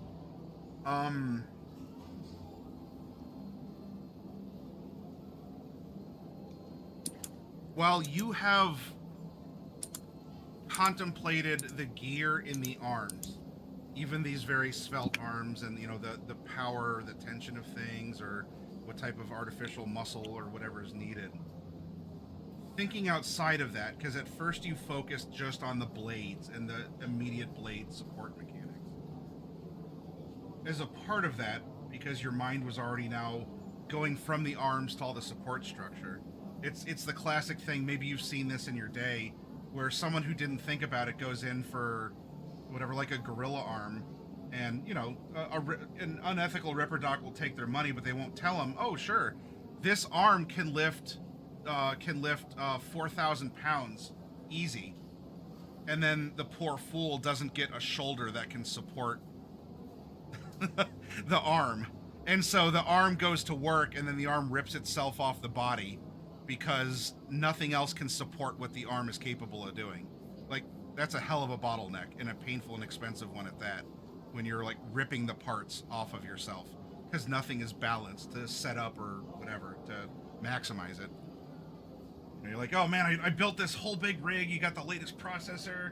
You got like the 5090 whatever. Like everything's RGB, and then you have like 8 gig of RAM in your computer, and you're like, hell yeah, man, I'm a gamer, and everything chugs because you have like one stick of 8 megabytes or 8 gigs or whatever in your computer.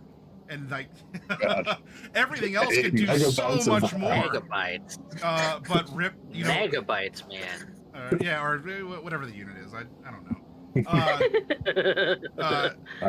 I'm out here with 8 megabytes of RAM. And oh man, talk about 1992. Yeah, right. Oh man, I got my 22K baud modem. But then thinking about it, and especially, support structures, and she really got her rib cage caved in. That could have been modified too. There could very well be a link. Probably, some of the servos or whatever, artificial muscle or wires or other things could very well just be in her rib cage. And so while her arms weren't damaged, her, another part of her was. But the shift in behavior from a mechanical point of view, not the psychological point of view, that D-Res can posit, in character here later.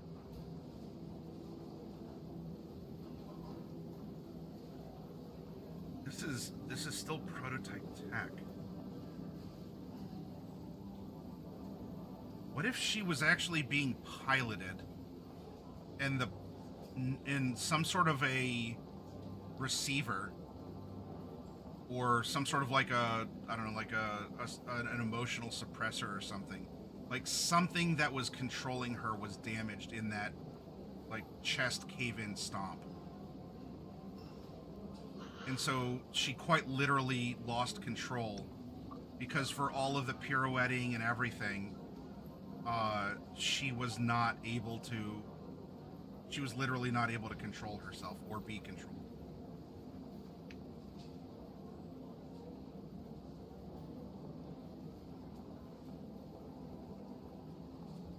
But very good on that. Now, each of you, for the final roll of the evening before you get to go home and not be blown up, not have your arms removed by a possible cyber psycho, or have your brain melted through your ears by a cacophony of arcade machines.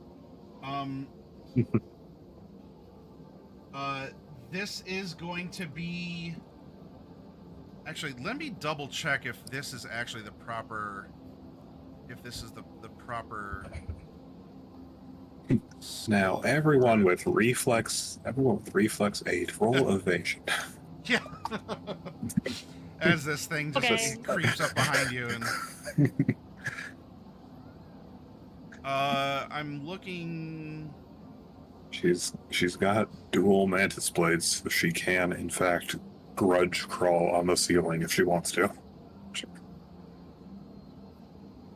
This is arranged by category and not by alphabet here. I'm looking for resist drugs and torture.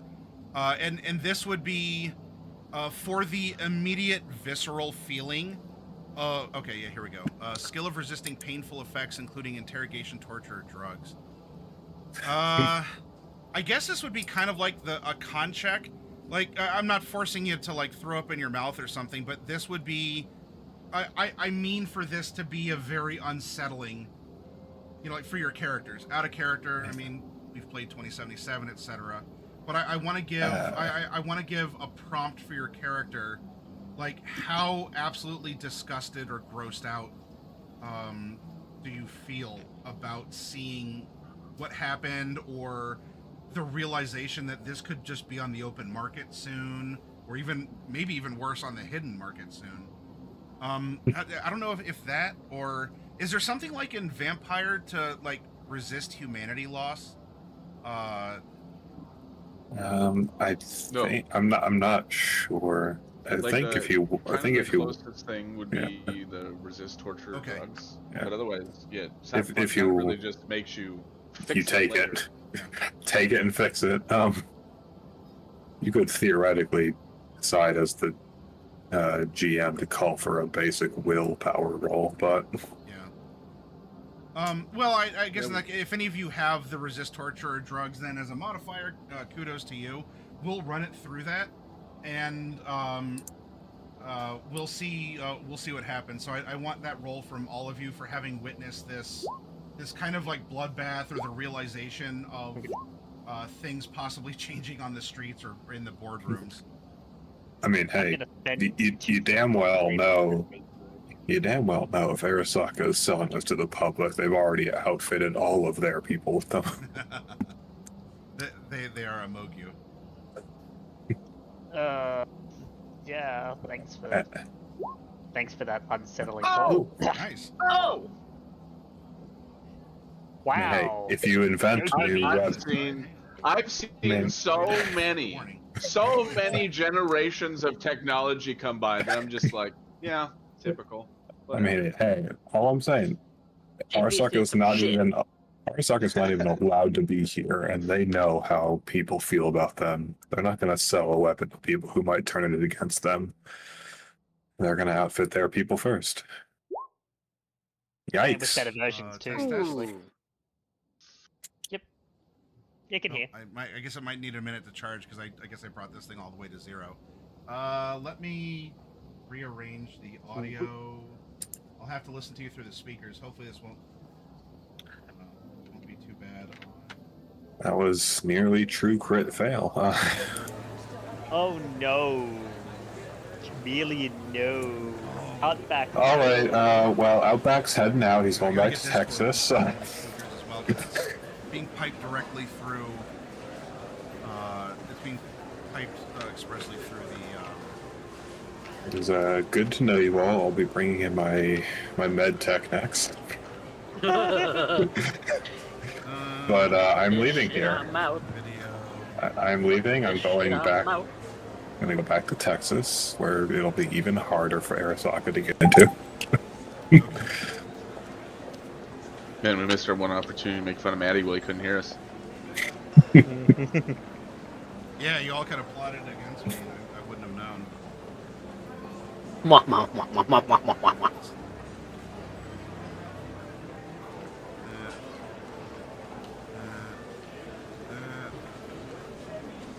Don't ignore your battery levels, everyone. Don't ignore your battery levels. Buy wired. Yeah. I But wander too much. wireless is cool. Yeah,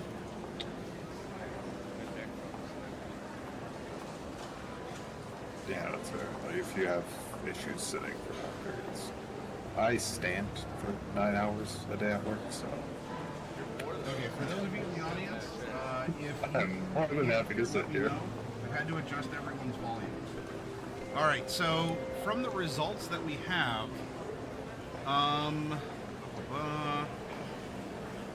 Kiri, you're fine, which I guess is a blessing and a curse. Like you don't feel anything.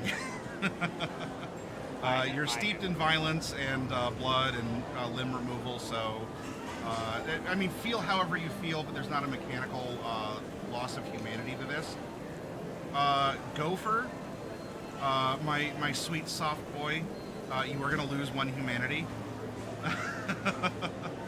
Maybe because actually you, if this was Call of Cthulhu, like you're the investigator who actually read the Necronomicon, so now you know the secrets of the like the outer worlds and the elder gods, and you get to go crazy because of the knowledge that you gained. Drez, my sweet soft Goral, you also are going to lose 1 humanity. JP, congratulations, you're calloused as fuck. Yeah, like I was saying, like JP's seen so much stuff over all of his years that he's just like, he's just watching it like Now, Outback, Yeah, they're coming through. He's just not getting here. Outback, you are also going to lose a humanity, as you did not, you know, you were in the splash zone, and Well, luckily that doesn't drop my empathy, barely. Any more humanity lost. oh, you cannot hear that? Just one signal. Well, I'll tell you what, Raven. Since we had our 3rd roll, and each shift has 3 rolls, I tried. Why don't we do this? It's 11. Why don't we take a break?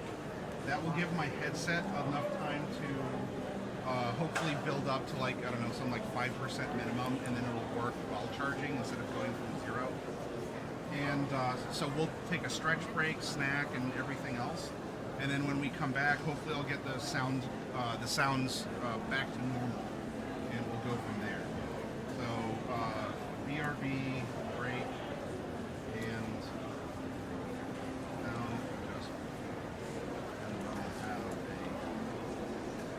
Saturday talk and see what happens on Sundays after. All right, everyone. Back shortly.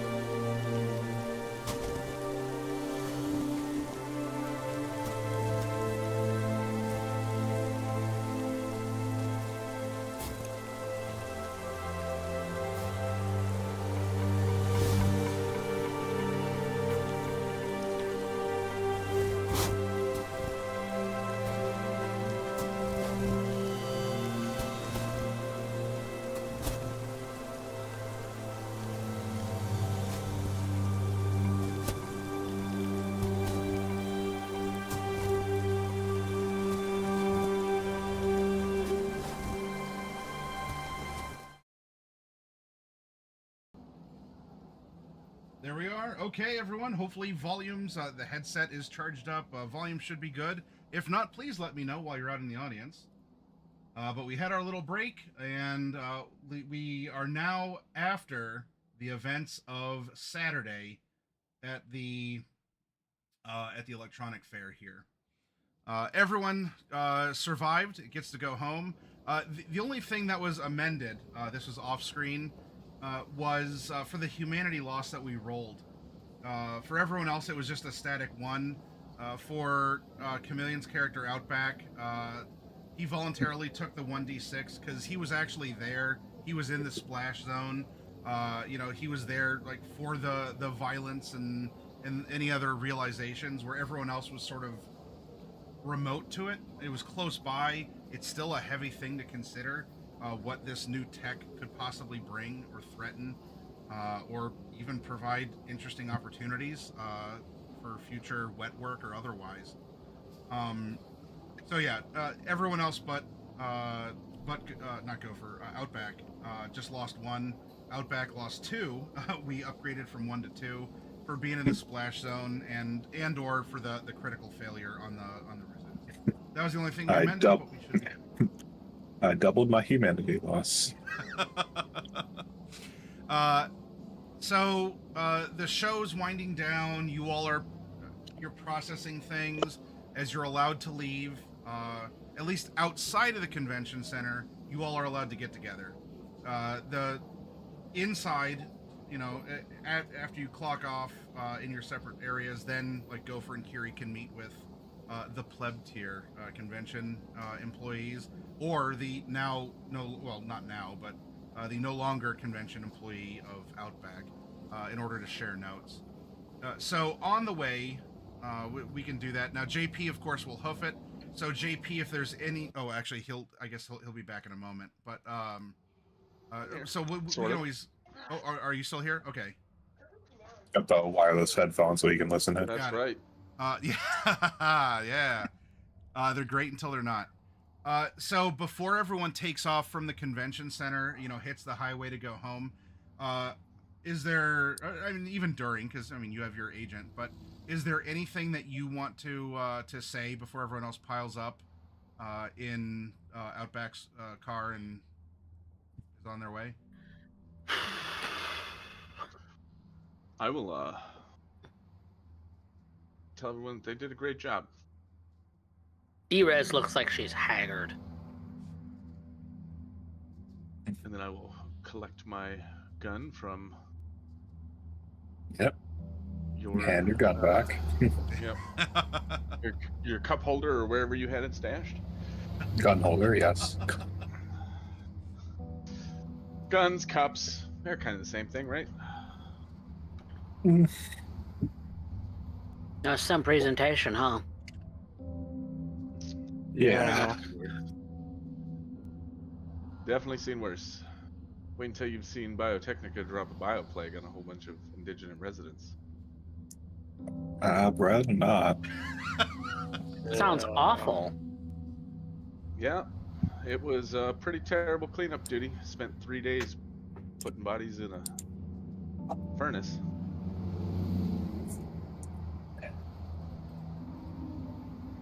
All right. Okay. Opening the window. That's a Thanks for the inspirational talk, old man. Humanity loss doesn't stop with me. This is now party member on party member humanity loss here.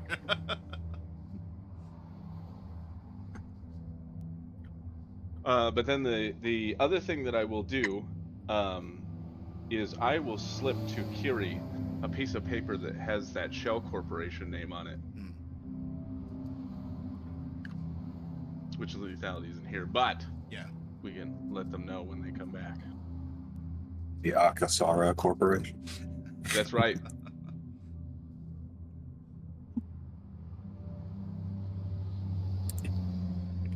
Does anyone else think that she went psycho?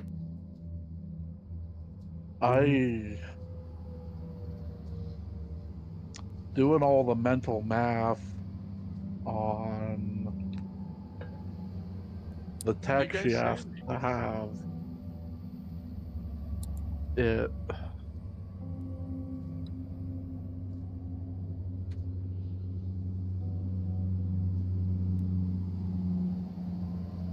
that could not have been easy on her systems, and I feel like there was even more tech hidden away that she had. Besides just her Beyond just- arms. Yeah. I mean, with most of this stuff, you still have to have, the neural port, and I know with gorilla arms,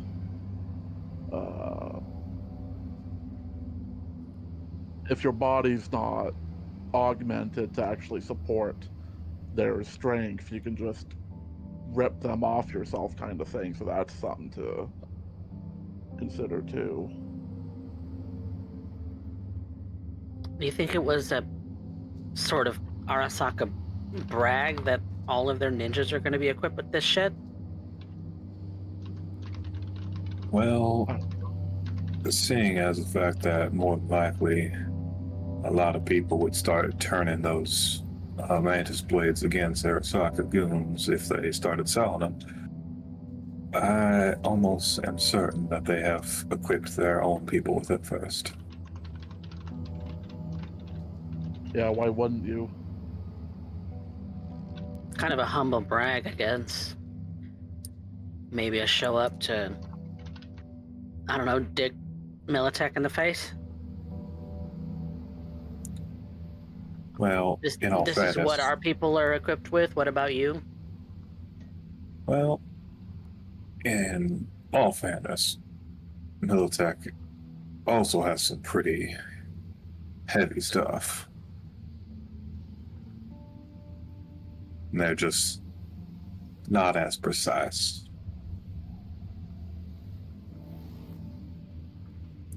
Arasaka Tech always has a little bit of hint of personal to it, while Militech's modus operandi has more been the general area code of the enemy.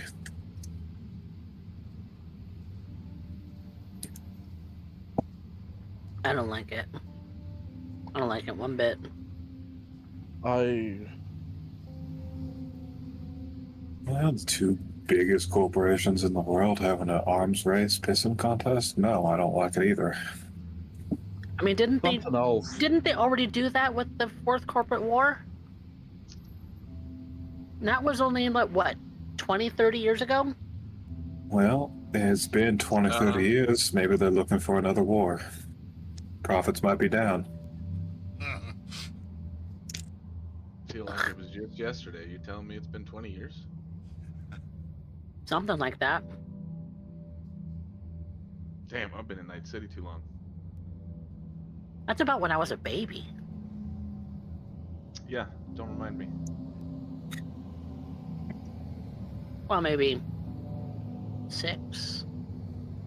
Maybe I was 6 years old. And But like I knew literally a baby back then. pretty sure my pa fought in the war, but he never talked about it much.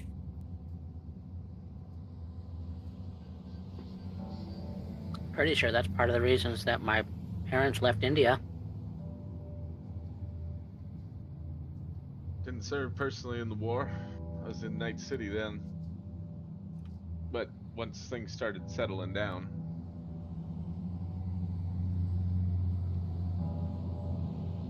Everybody has a reason for being in Night City. Even if that reason is just not having nowhere else to go. Yep. yeah, you would have told 30-year-old me that I was going to wind up in NC again. I'd have laughed. Told you you were retarded. But nope. Last laugh's on me. Here you are, making a living as a fixer. Making a living. I would say more like lying in an early grave. That's alright. We drum forward anyways. Because it isn't always just about ourselves in this world, is it? You know, given No. most of the dates on the graves in the columbarium, I'd say your grave is anything but early.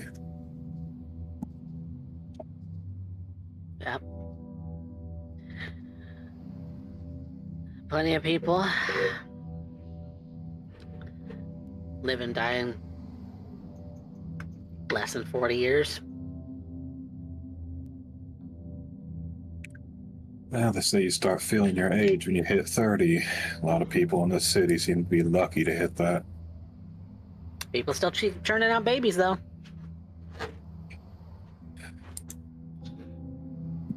There's the Gannick Granny, too. Some people are also just, despite all odds.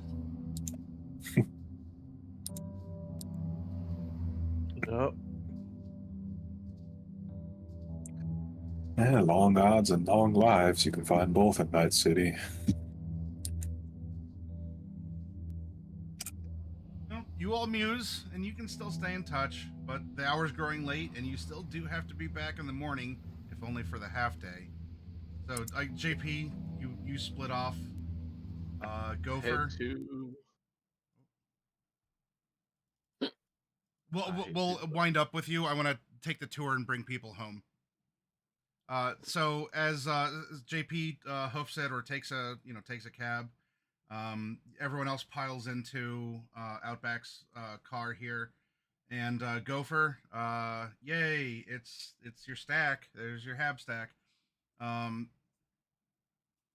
Any words as you depart, or while you're home for the rest of the evening, while you're trying to lay down and get some sleep, because you have another half day of this before you complete your contract and you're paid.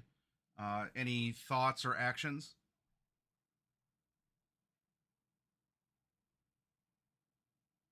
Uh,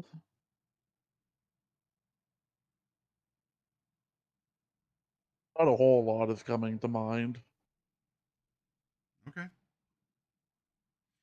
Probably ponder more on the mechanics of those mantis blades, but yeah, other than that, not a whole lot.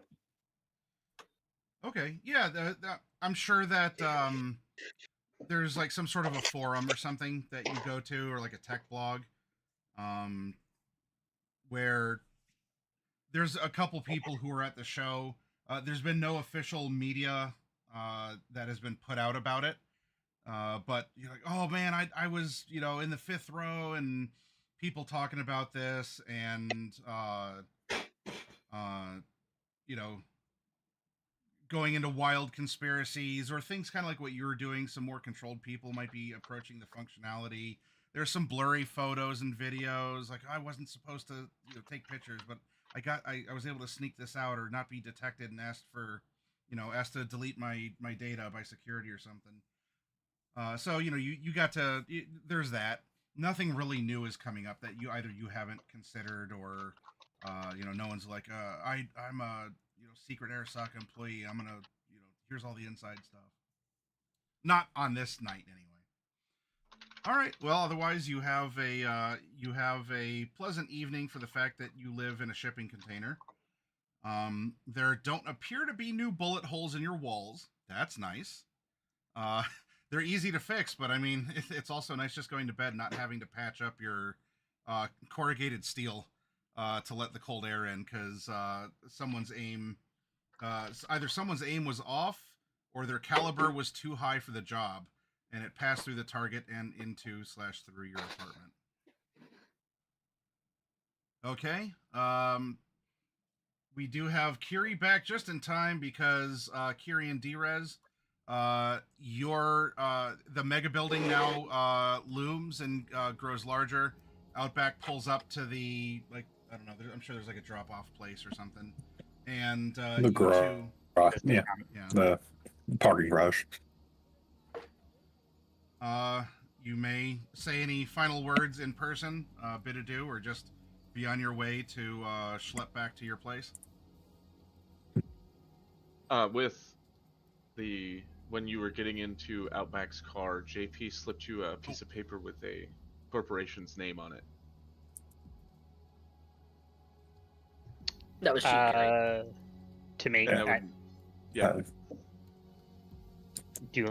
Kiri will probably look it over and probably send something encrypted to JP later with some info. If she's got anything, of course. Chances are she probably doesn't. Hey, you never know.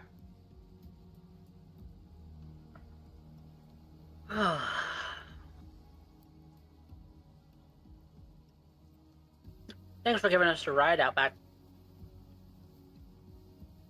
Yeah, that's what I do. We'll have to get you back for it one of these days. Yeah, you can pay me back, but not let me die if there's a gunfight. Yeah, I can do That's that. assuming that we're gonna be seeing each other again after this gig. Well, Yeah. neither of you seem to have a car, and I don't really have great skill in using my brain to open up doors or removing people's limbs with swords. It is a beneficial arrangement for all parties involved. And the rest. Indeed. I'm sure we'll definitely be seeing each other again. You're pretty cool. I'm just a guy who can drive well. There's plenty in this city that walk and take the end card everywhere they go, so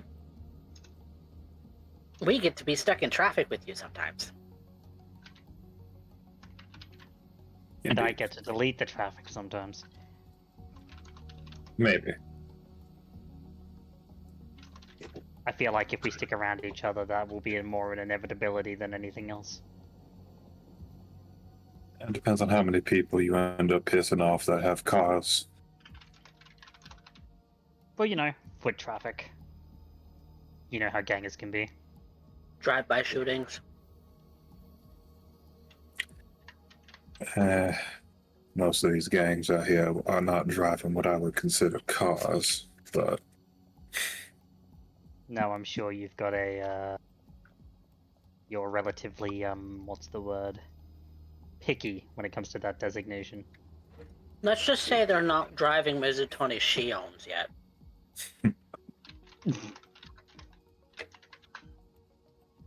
Sure. you can call it being picky about cars. I say having standards is important. I agree. In fact, I couldn't All agree right. more. Well, y'all have a good night. Try not to get shot up in the building that you live in. That's easy enough to avoid.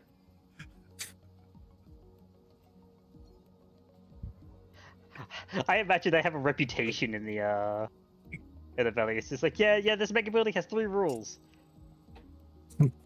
You be nice to the old folk. You keep your head down when you can avoid it, and you don't fuck with no Kiri. I would think rule 2 would be look before you throw your trash off the building. Nothing worse than dumping your Yeah. trash on someone leaning against a railing beneath you. True, very true. The trash chutes are all full sometimes, though.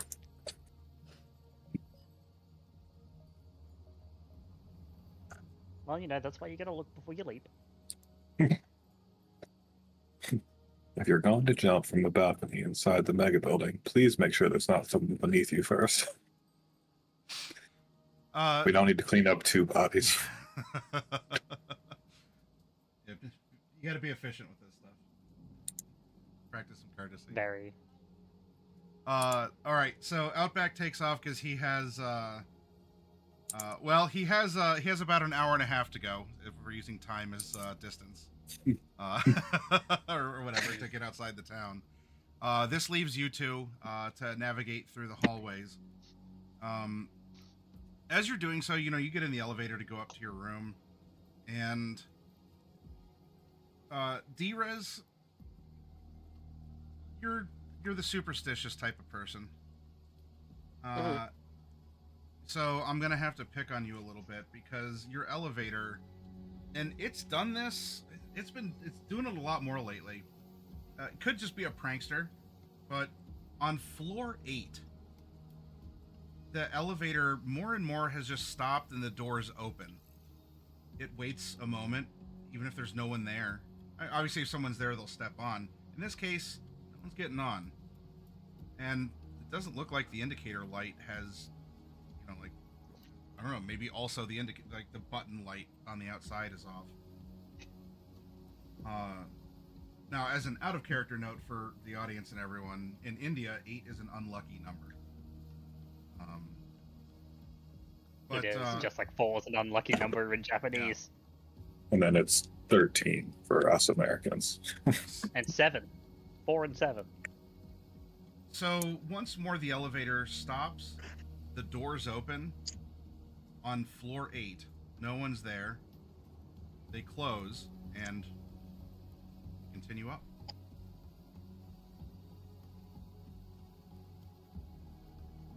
I might have to call the building manager about that. About what? It stops on 8. Almost every day. And nobody's there. Hmm. You don't find that It is. weird? It is a little strange. I used to chalk it up to, like, faulty tech. A bug in the system. But it's consistent. And it's just on floor 8. It doesn't get hung up on the other floors. It doesn't stop at any other floor. I think there's some weirdo who thinks that pushing the call button on the elevator and dipping out and delta the fuck out, or there's some kind of weird something. I don't know what.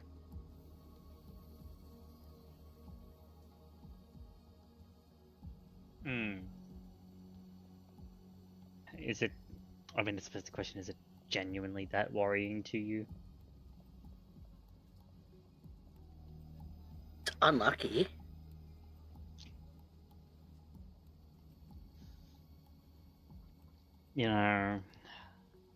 I didn't necessarily take you for this exceptionally superstitious type. Superstitious, yes, but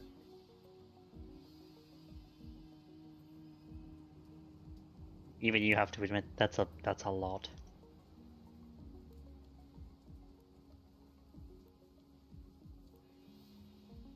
A weird coincidence, that. Sure. Just very, very weird.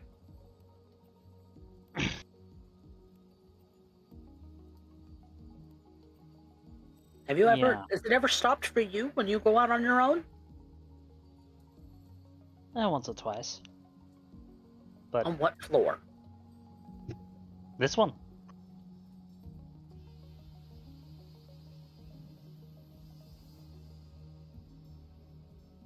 Given that these lifts are mostly mechanical, it's probably just something to do with the brakes. But... And she kind of leans down and she's giving you a once-over, like gently tilting your head, looking you over. And there's evidence that she's bled from her nose and ears a little bit. Maybe just a little bit. It's fresh. Her eyes narrow a little further. She reaches out and just, using her fingers, just whomp, spreads your eyes open, looking.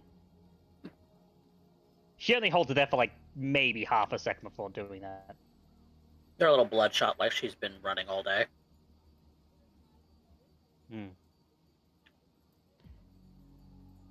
Nothing for it. And what she's gonna do is she's gonna sling her case over her shoulder, basically putting it onto her back. And she's just gonna pick D up.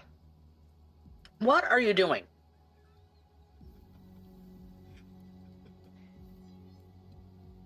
Your injuries didn't escape my notice.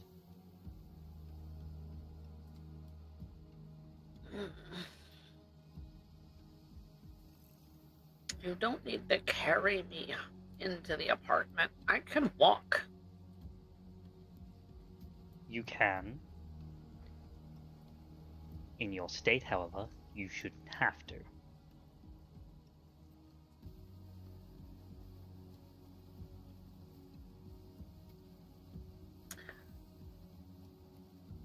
It was a little treacherous running today. Yes, I could Didn't imagine. want to concern you.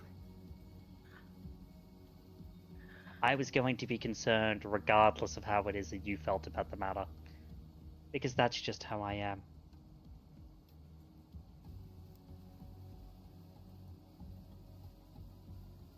Well, I snuck a peek while you were at the at the NCOM show today. Kiri, you see her lips kind of spread into a wry smile. Did you now? Yeah. I was in the camera systems all day today. And?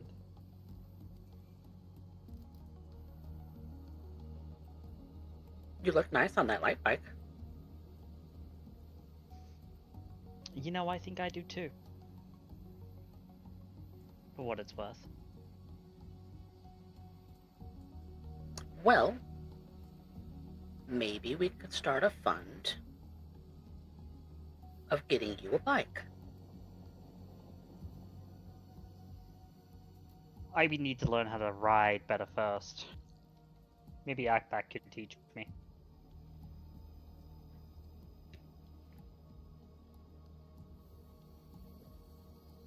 Would save us having to pay him too.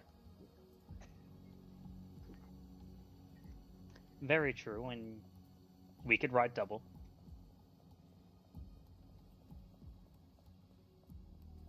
Luckily, these newfangled ports do come with interface plugs, so I can jack into the bike.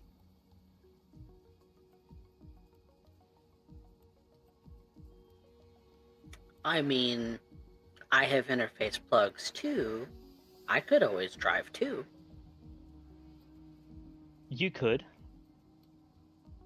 Although I don't But know I'm the also- first thing about driving a car. I'm the more reflexive between the two of us. That's true. The biggest benefit to jacking in via interface is the fact that you become the machine. The better you are, the better the machine is. I can dodge bullets. Can you? No, that is a superpower only you have. Well, not just me. And her mind ticks back to Yubi.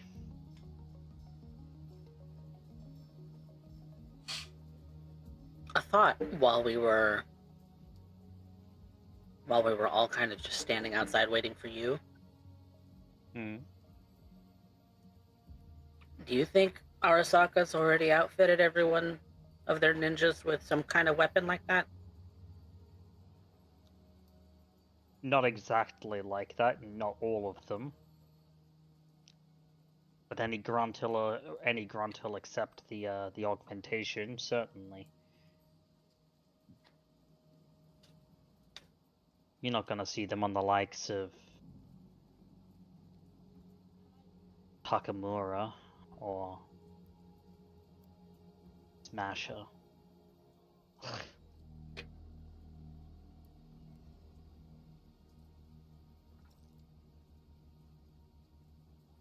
But enough to maybe peacock around saying, hey, this is what we've got, to anybody who will listen.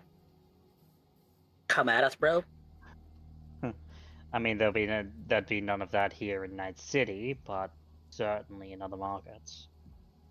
You never know.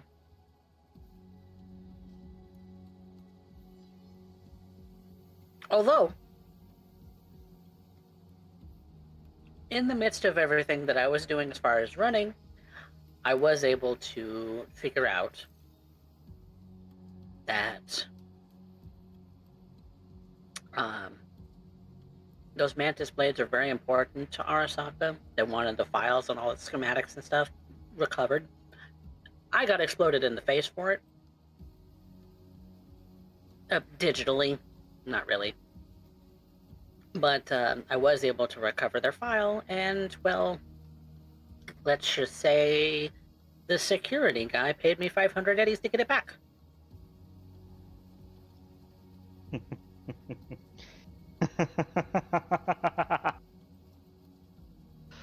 Oh.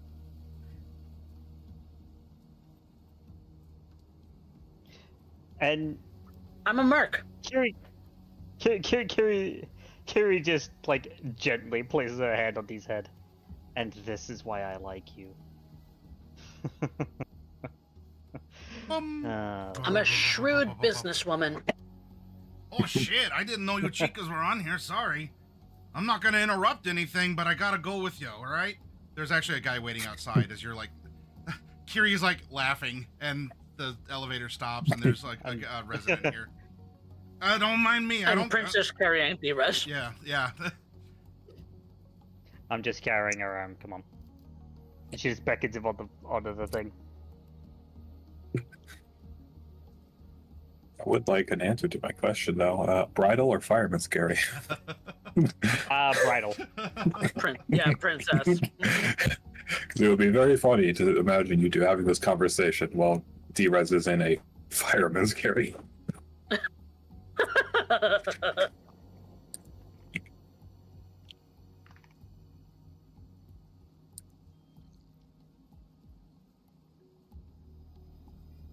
So there's the one elevator passenger, like, he looks over, like, he's not leering or he's not being, like, creepy staring or anything, but, you know, he's riding up the last couple floors here with you, and even, like, he's actually going beyond where you're at. Like, well, I hope you two have a good night, you know, do what you're gonna do. It's actually kind of good to see some love on the, you know, love in the building. Everyone seems to hate each other.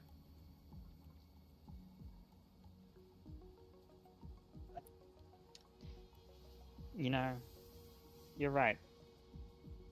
There really isn't enough love in the world. And I imagine that's when their floor arrives. Yeah, you have a good rest of your night. Yeah, hey, and if you need some help, you know, like, if you need to feel some extra love, you just come up to, and like, he'll give you a room number. I don't know, I'm sure there's some sort of like a Spanish fly, like an aphrodisiac style, or like fantasy love potion or something like that. You know, you just come up there, I'll hook you up. There's like a sex toy shop, like on the on the bottom levels. I'll take it under advisement. Oh yeah, and don't worry, I don't cut it with nothing. I want you two to, you know, live your life, have fun. Anyway, like, the doors are getting ready to close. Like, he kind of like holds it open. Why don't you get going, huh? I don't cut my drugs with anything. Right. Every drug dealer who cuts their drugs with things. There's definitely some synth coke in that aphrodisiac. Oh yeah, yeah, he'll have a good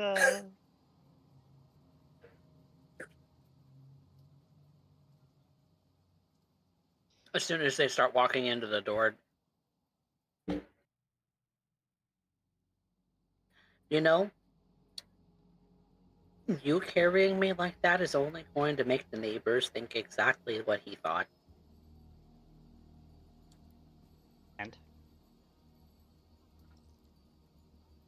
And in case it hadn't crossed your mind,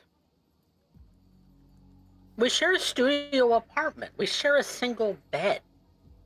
People are gonna wonder. yes, and history will call us roommates. Your point?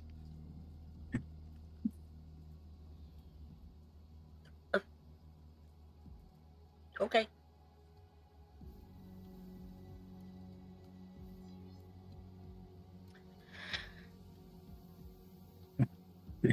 It's just something I wanted to point out. Here's my question to you. Are you worried about such a thought? Only if you are. No.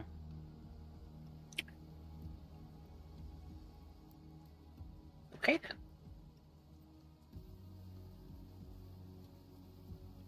And on that note, I like you too. I know. I'm sure this drain is happy being circled so often.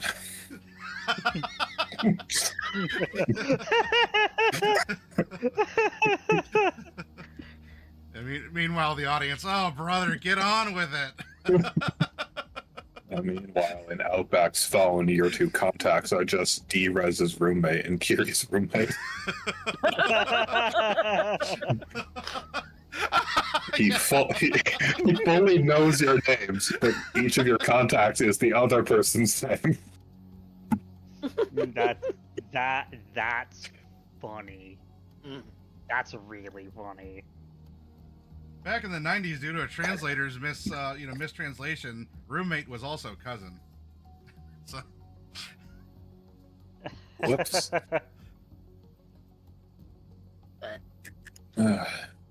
So you know, or you know? I know. It's pretty clear, D.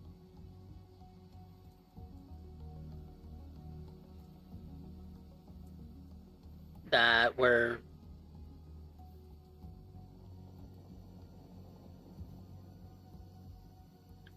That you like me.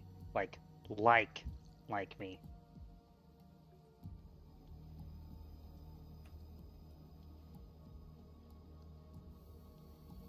is that okay?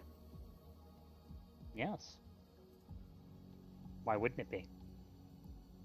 I don't know. If you don't like girls?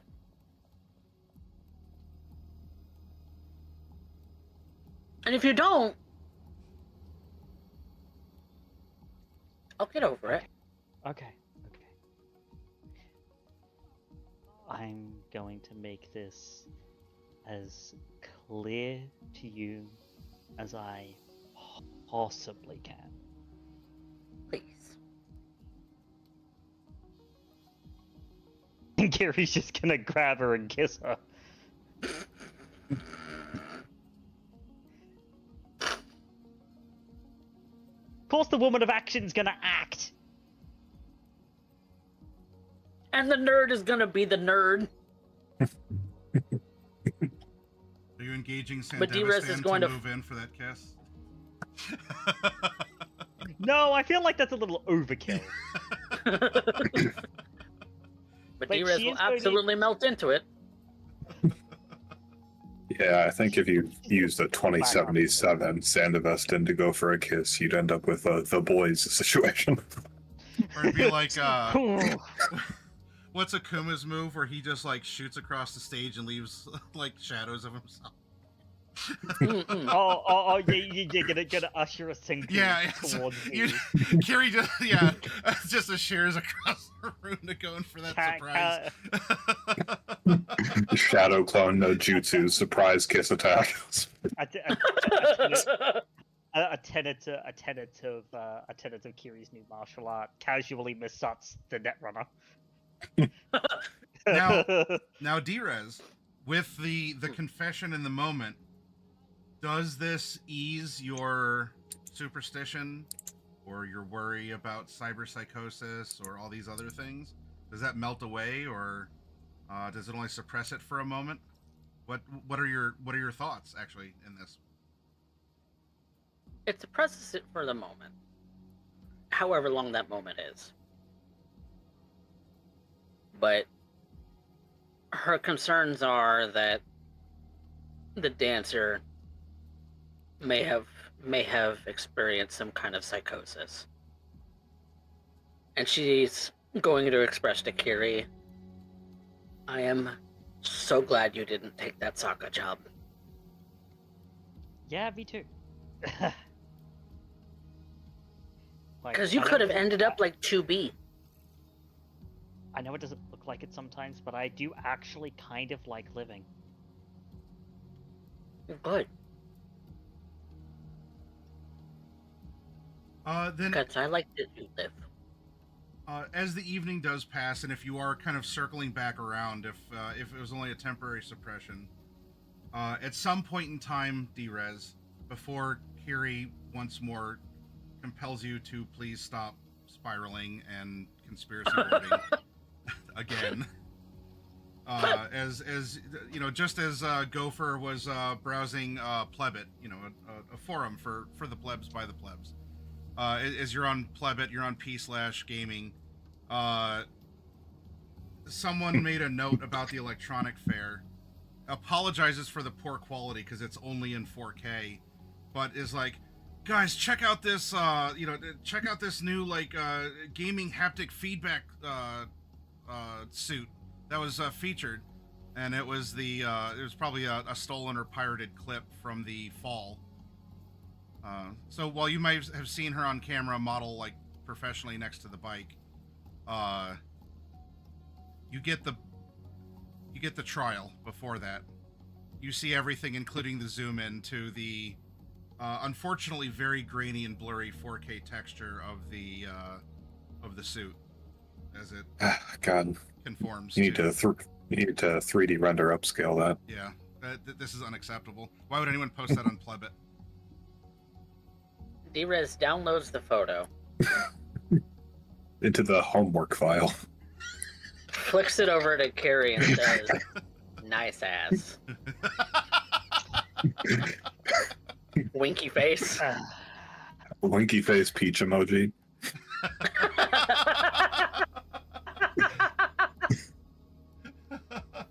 Oh boy, me, the peach emoji is getting used. Finally, someone's talking about fruit. Well, I mean, it's not necessarily completely incorrect that we're talking about fruit. Yeah, I mean, we heard the confession. It's amazing how much people talk about canned peaches, eggplant, parmesan, and fresh water.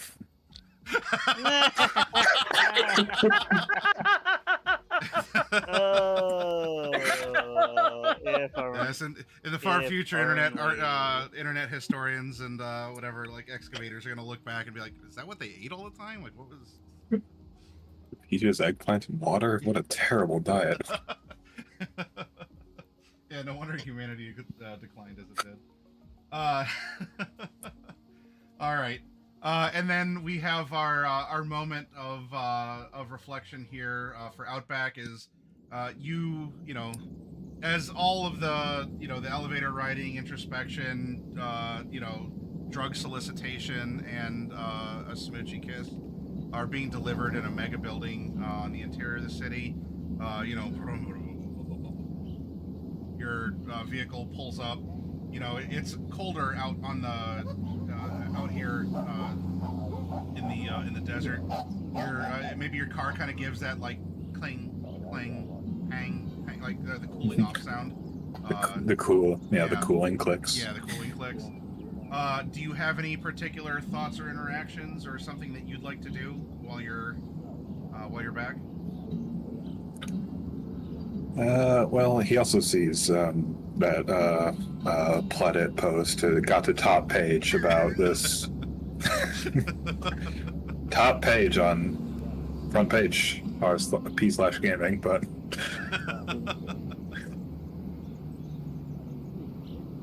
yeah, lots of Plebit Eddies are awarded on that. So, Pleddies. Yep. Yeah, I bet. So that'll probably be in a Hard on Tech article tomorrow. Yes, I I will predict the future and tell you yes. I think there's really no point for him to actually go back tomorrow other than bringing people to their half day. Half day would probably be very boring, but given history, there's probably going to be one last thing someone tries to pull. Well, if anything else, you got to act as gun storage for JP also. Yeah.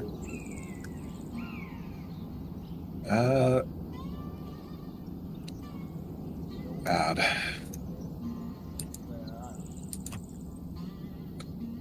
Yeah, he's probably just like, because he can't do much while injured. You really need to not do much in order to heal. So I think he's just looking through car stuff. There's probably Nomad forums. Okay, yeah. Looks at a few cars. The only technically mass-produced cars that he actually likes because they're super luxury Rayfields. Looks at those, knows he'll never be able to afford one. Rayfields come in the millions of eddies range. We all have these self-flagellation rituals we go through where we look at things that we'll never be able to afford, but it'd be nice. Given we're in the 60s, and I'm pretty sure the Rayfields from 2077 are from the 2070s. It's probably like, I don't know, a Rayfield Camelot or Rayfield Lancelot or something, given their naming convention. All right. Well then, yeah. So you're browsing. You're looking at like Nomad boards. Like here's a swap meet, or I have I have this car. Looking to trade for something like this. No counter offers. I know what I have. The usual language that you'd find out, and probably. Yeah. While there's the languages, like English, Spanish, blah blah blah. A part of me has to wonder if the Nomads also don't have their own kind of, like in D&D terms, like a druidic or a thieves' cant, or I guess more appropriately be something like ranger, like trail signals or something, where on these boards or in person, there might be a way to communicate between the families. That even if the families don't speak the same language, there could also be something like that. I don't know. I'm open to it existing. If you ever want to take ranks in it, we can say that there's like kind of a weird, like a trade language or like a common Nomads. If there is, obviously it's not in there. I'm happy to make it. I would imagine it more being something like from Skyrim, Thieves Guild shadow marks, where they leave a specific set of marks to indicate certain things. He doesn't have any ranks in it because he doesn't know the Aldecaldo shadow marks. So. Okay, well, as a note, and also as a note, remember, you have at some point in time a test because of your interaction in the independent booths. If you remember, you need to test out something so you get an upgrade. We got to talk about whatever that is. If it's a win, that might be occurring. Something. Yeah, it might be happening the half day after the thing ends. And then because this is what Outback always does online, right before he turns his phone off and goes to sleep, he makes a post on the Nomad forums of the video he recorded of Mantis Blades. He just drops that, like, oh, by the way, Arasaka has this now, and then turns his phone off. Oh. Wow. Okay. He just drops that on the Nomads and then goes to sleep. You will go through that in the morning. Someone wants to farm some plebbies. All right. You're gonna get so many DMs. Given the fact that it's Nomads, it's definitely not Pledit. It's definitely No-Chan. God damn. So he drops that on No-Chan. Beam me, Nomad in the city. See this.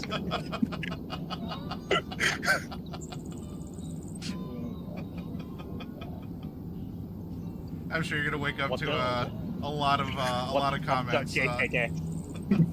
Comments and direct messages accusing you of making it fake.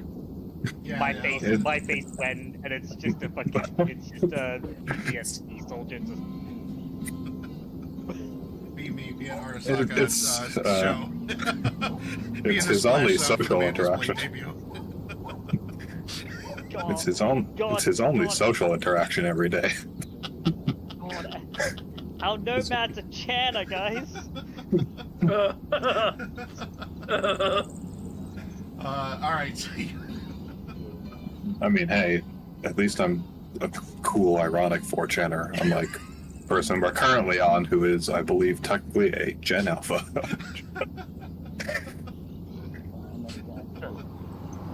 You haven't Does looked JP enough, have? so you will never Does have looked JP? Does JP have brain rot posters? enough. Yeah, I remember back in my day, 6-7. I just made myself sick. Ew. JP, we are at your place. If you have any last minute thoughts, shit posts, or other things I that mean, you want to do. we dab for crit successes. We got to do this for crit fails.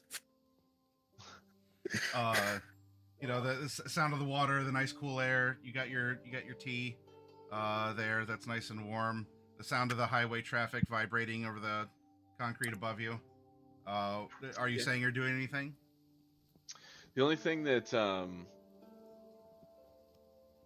that JP is doing is, he's obviously having his normal kind of breakdown with Drake, where they go over the day, and Drake informs him on any of his contacts that needed something or whatever that Drake handled on his own.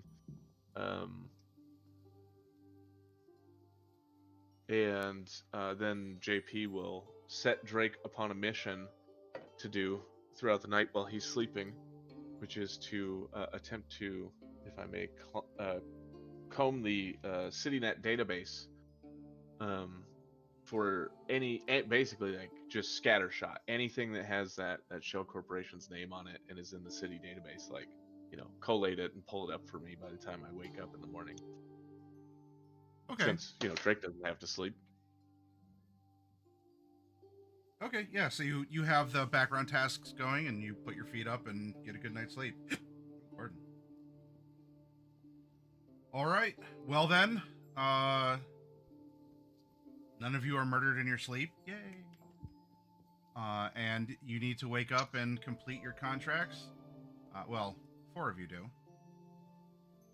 So, taking the tram, JP, and the others, you're getting picked up by Outback here.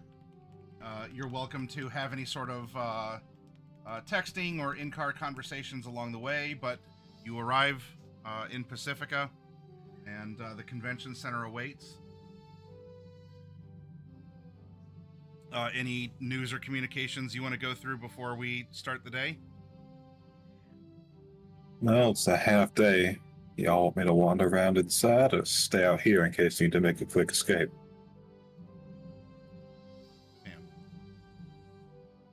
I suppose either one would be very convenient. I don't want you sitting and burn and chew, though. Oh, no. Obviously, if you need a quick exit, you can send me a text. I'll have a car ready by the time you get out. I plan on taking it pretty easy today, and I'm not going to overexert myself or extend, nothing like that. I need an easy day after yesterday.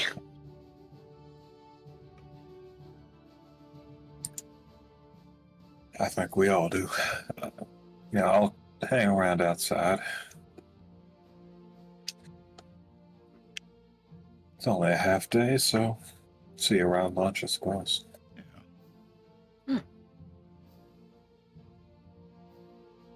Not expecting anything big to happen, but given the last few days,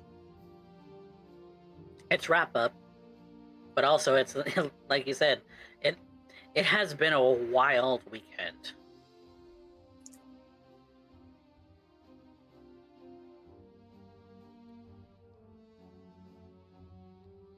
I don't know. I think everybody who's a staffer at this convention is ready and willing to just be done with this expo, because goddamn has it been life-threatening to a bunch of civilians on top of all of the corpos that are here too. Indeed. I still can't believe I did what I did with that bomb and lived. I'm surprised it was only one guy who died. Yeah. That could have been worse.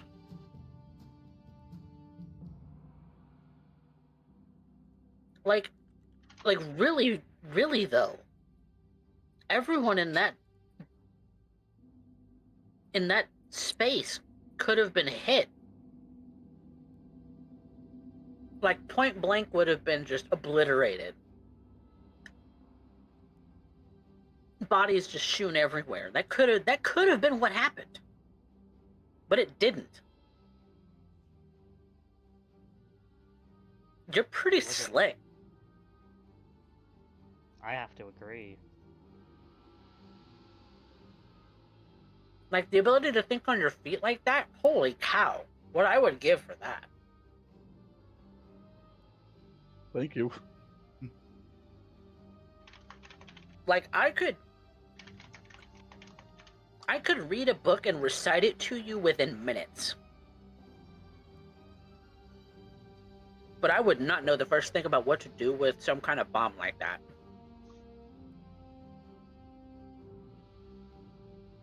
I think under slightly less pressure you would have been able to defuse it, but... Yeah. No clue on when it was going to explode. Did the best you could. Hell, I don't know the first thing about defusing bombs. I know some basic technical information on bombs, but... What the fuck she was even after? Who even knows?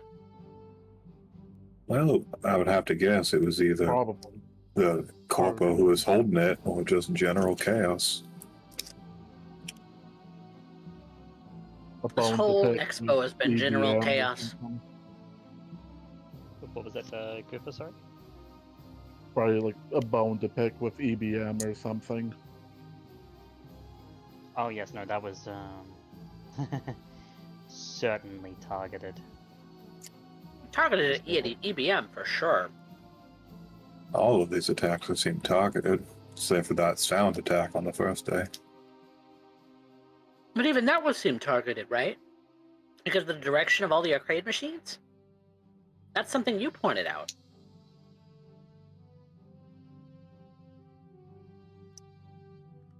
Well, that was going after somebody specific, wasn't it? Wasn't it going Well, after Encom?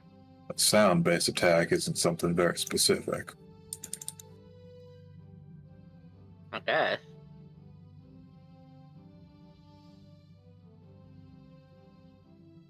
I don't know if this is me. I don't know if this is me just going on a wild limb here. But what if it's all connected? Well, just off of principle, it is. Every single attack happened at this electronics fair. But then That's the one what's joining factor so far. But then what's the grand plan then?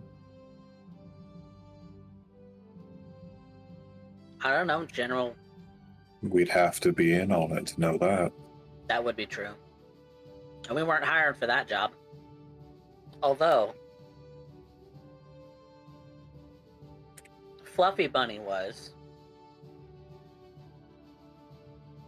Well, maybe JP can kick around some information with other fixers, see who hired her.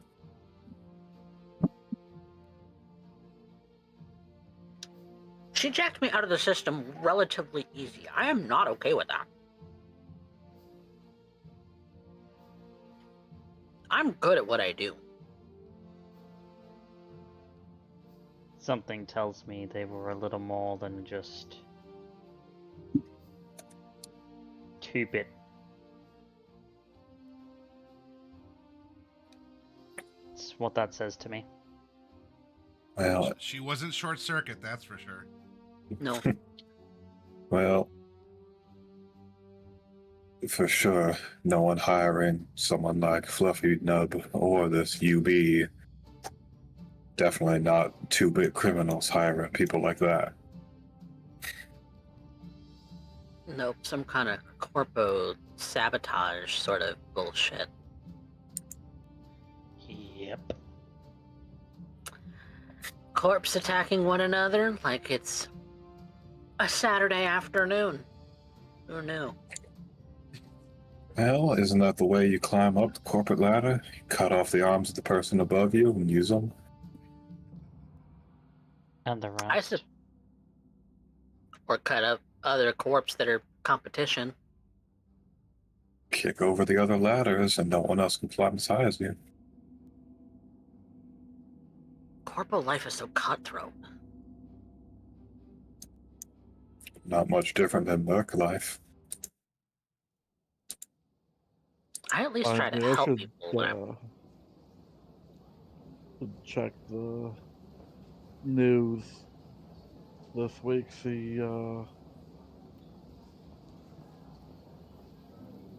what's going on with Segatari, given what happened with them. They certainly had a massive drop in their stocks. Oh yeah. Probably some layoffs.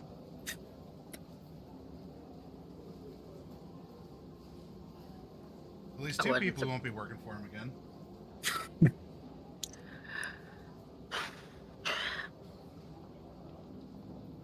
I don't know. I'm curious as to what's going on here. But I could be alone in that. As a freebie, because it actually was brought up, and you all are going to have to report to your jobs here soon anyway. Outback, if this is during your time with everyone else in the car or separate, could be pure coincidence. But if you remember the guy that you fought in the control room was pretending to use a certain martial arts style on you. Something like Mantis, something. Yeah, Mantis style. Huh. Y'all remember that weirdo who I was fighting in the control room? Was that the one that I knocked out? Yeah, him. Y'all remember what kind of style he said he was using? Rather coincidentally, it was Mantis style. Like the martial arts style? Oh, he for sure was not using any actual martial arts, but coincidental that he named it that, only for a few days later for Osaka to reveal that brand new Mantis weapon. Must have been in on it, at least. Well, if you want to look for conspiracy, there's a little bit more. Huh. He was one of the guys responsible for what happened with Segatari. Indeed.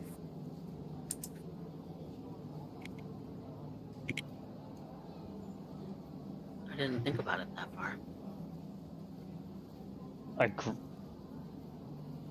A group of people who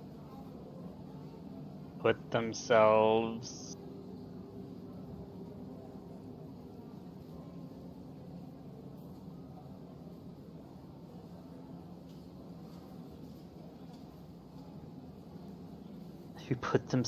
in the who allied themselves with Segatari, who allied themselves with Arasaka, in a place where everyone hates Arasaka. Everyone does kind of hate Arasaka, but every major event was happening to everyone but Arasaka. Yeah. You think Sokka fronted it? Seemingly they fronted everything, and maybe someone, Netwatch, got a little bit pissed about that and tried to send a hacking attack on them. That's possible, but I'm thinking it's more a matter of they... Well, hold on. Sokka might have simply were willing to provide materials and resources to forward their own agenda, whilst a separate group ran chaos. Could be. But Fluffy Bunny, she poked her hole from Netwatch into Arasaka. Technically Ziggurat. I don't know if that makes a difference. Maybe it doesn't. It Well, doesn't. Ziggurat- This day and Ziggurat age, it Netwatch. doesn't. Ziggurat is basically a product at this point, not a company. But using the Ziggurat infrastructure she Well, if punched anyone would- a wall. She punched through an Arasaka wall, gummed up a Sabretooth, and made her way to the control nodes like she ran the system. Well, if anyone was gonna know their way around the net, it would be Netwatch. They built the Black Hole, remember? Yeah. Any net runner they hire is on their staff is going to know their way around the current net like Butter. like a hot knife. Yeah, like a hot knife through butter. So I think that's something to keep an eye on. Whatever happened to the person who tried whose bomb I ended up with? Bulldog she got had a arrested. very long talk Yeah. with her. She is now in the legal system of Night City. She After got picked up by NCPD. and Bulldog had a talk with her before that, and before that I brutalized her kidneys. What's left of her is with the NCPD. Sorry, I couldn't help with that very much. It's fine.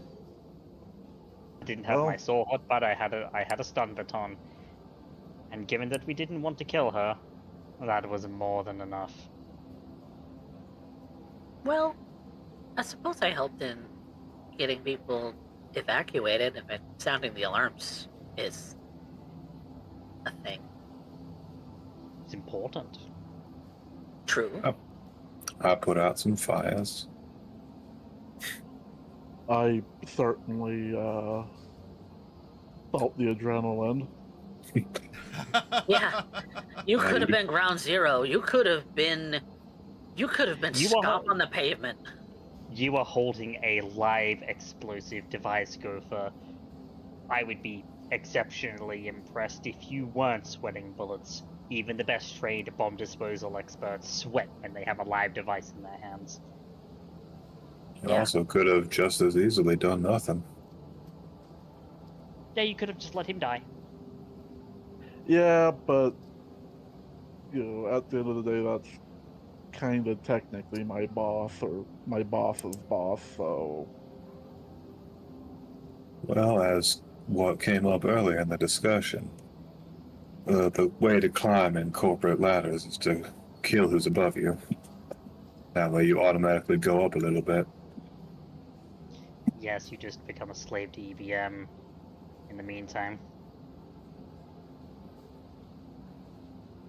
Since the topic did come up for this too, whatever it means, if you remember, I said that the bomb kind of acted like Bomberman in so much that the explosion was funneled away. The side of this building wasn't blown out. It was a powerful explosive. And the interior room of the demo stage, like the walls or the architecture was made in such a way that this force was funneled and it didn't, like, the next day the demo stage was being used by Encom. There certainly needed to be new paint and other things. The building is built like a bomb shelter. Like Yeah, but a the thing is heavy that when you set up fortress from the inside, even not even just like an external, like, shield of something. Yeah, but would you like to know a lot of it? For my dear players, I'm going to give you a little bit of a lesson in grenade and explosive physics 101. What happens when you set up a bomb inside a bunker designed to resist bombs? More It's pressure. contained. Pressure waves go That- crazy. In Shadowrun, we call it the chunky salsa effect. But with an explosive that powerful, you're gonna go right past chunky salsa and into pink mist.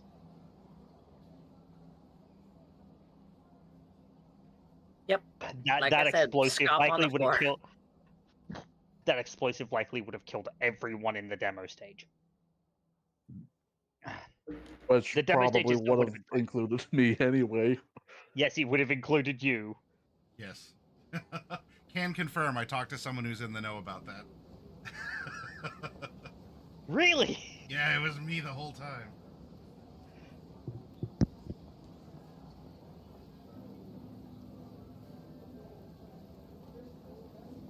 All right, well, it's time to check in. It's a half day. Not that you were allowed to look like a slob, but I need each of you to make some sort of an appearance roll. Wardrobe and style. Oh, nice. Wardrobe and style. Oof. I'll pop one more, my last Fickle God's favor into that, just to make sure I pass the DB13. Understood. Mark is complete. Okay. Nisa. Hi, Nisa. She's got it. Yep. She's rubbing on the camera. Yep. Hello. She's giving us love. Yep. Oh, JP. What does a fickle god's favor do? 1. Plus one. Plus 1. Oh, Modifier. well then. I don't think that's gonna help you though, unfortunately. Nope. I look like trash. Yep. We're gonna say that like what happened is like JP went to go do the zipper on the front of it, but then like missed like 6 teeth, and now it's all gnarled and mashed together and like all twisted up, and he's like, don't know what happened. Not used to zippers, used to buttons. Fortunately, working at a convention center, you didn't have to pass too high of a check. Although JP, you still managed to, the bar was really low, and you still tripped over it. That's fine. So did I. Apparently, so the trend is telling me that about all the convention center employees are coming in on Sunday for their half day, looking pretty tired. It's more. To be fair, I am injured. Yeah. Look at it, like, All right. So yeah. I won't be able to heal until I take some days off. So each of you are. I mean, it's more, and you're gonna see that everyone just seems, like tired, and there's even people who haven't shown up. Like for the usual. All right. Everyone get into your little like divisions in the here, and here's our rally speech. Morning and, brief. Yeah, for your morning brief. You stand up. And everyone is just looking whatever. Like supervisors, like, I'm not gonna penalize you all, but like trying to like kind of fix you up, and just dealing with everything. But it has been a weekend. Now your morning. In a week. Well, I mean, it's a very long weekend then. Yeah, it has been more like a week. There's only one other role for the morning, and that is your jobs. So once more, I want you all to tell me, what are you doing for your job on this Sunday half day? Things are winding down. Some places are starting to pack up early. Others are still providing, demos or might need security. But the convention is effectively over. The risk of theft could still be there, or some nefarious plot if you hawkishly watch the rafters. Maybe there's a ninja jumping hither and to. Tell me what you're doing for your job here this morning.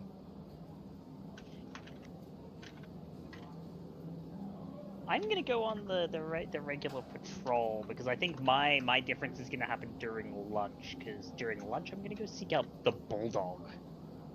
Okay. All right. So you get back into your security bright suit, and you're patrolling. Is that going to be a perception, or are you vibe checking, or? gonna be a perception. It's definitely not going to be a human perception because of the fact that my empathy is 3. Got it. Oof. Ooh, not too quite. 21. That's nice. 3. That's so sad. Yeah, I was empathy 5, and then I've got a little bit of wear installed. All right. And I can't go back up to empathy 4 because my max humanity is 38. Ouch. Don't worry, we have the same empathy right now.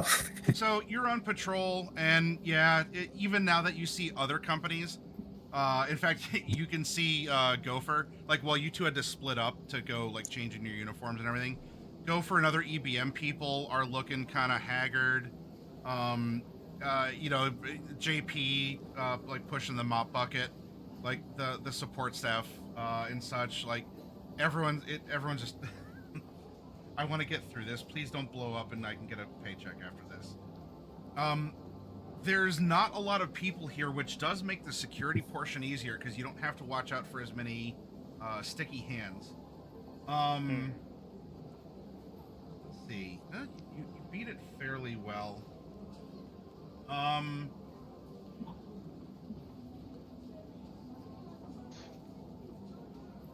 You do notice it's not a media day, but you would see that Jen is walking around, and there's a lot of other media that are walking around too. You know, probably just taking last-minute pictures or trying to get one last interview. So Yep. it would be like half public, half media on this half day. But for sure, you'd see Jen, and she's back in her normal rig, walking around looking for people to interview and talk to. Well, it's good to see that she's good after I got her badge back. Or is it her? Dun dun dun. I'm going to assume that it's her by virtue of the fact that I don't think someone like Bulldog is gonna let what happened the last time happen again. That would be a good presumption. All right, who's making our next job roll for the morning? I can if you'd like. Yeah, go ahead. What are you doing? I'm gonna be conversing with folks. Oh, excellent. Do The convert. cursed conversation skill. Yeah. JP has he's sort of figured out some of the problems that he had, but he's just not all in it today. So he's just wandering around with that mop bucket. Every once in a while he's kind of snoozing, but other times kind of sees someone, strikes up a pleasant conversation. All right, JP, and actually this is for all of you. You all would see that the Arasaka, the black box, it has up and vanished like a fart in the wind. Like there's probably the aluminum like bleachers are like shoved up against one of the back walls. There is no sign of the black box. All the cameras and everything is gone. It is a big open space with just the remnants of what was there last night. Okay. So that's something all of you see. In particular for you then, as you're conversing, you are picking up a few rumors, JP, from the overnight staff. And they can confirm, oh yeah, there's like an army of people coming in, and just the whole place was just filled with like they were deconstructing everything, and that seems to match. Like that's probably not a rumor. I mean, if it was an army of people, I mean, no one's telling you like it was 100 or 50 or whatever, but for sure, a bunch of people had to have come in to do this job quickly over the course of the night. Where we start getting into rumor territory is that amid all the noises, some people swear that they heard gunshots somewhere in the back rooms of the convention center. And other people, well, just construction noises. Some people swear that someone was brought out in a cryo bag. And others are like, no, that was Jimmy. He was doing trash duty. He went out the back door. there's rumor and conspiracy going around. Now, for the cryo bag, also, in the banter, there's, oh yeah, well, how do you explain that it wasn't,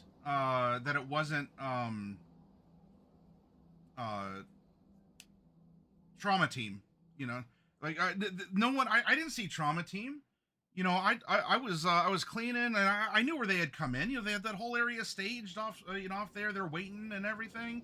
It wasn't Trauma Team that came in. Oh, yeah, but it wasn't at all just like independent contractors. Probably some like, probably a private, Meat wagon, private ripper, or yeah, like meat wagon or something. It was. I bet it was an exec who needed to like be snuck out, and we're just getting into like wild, maybe true, but wild stuff.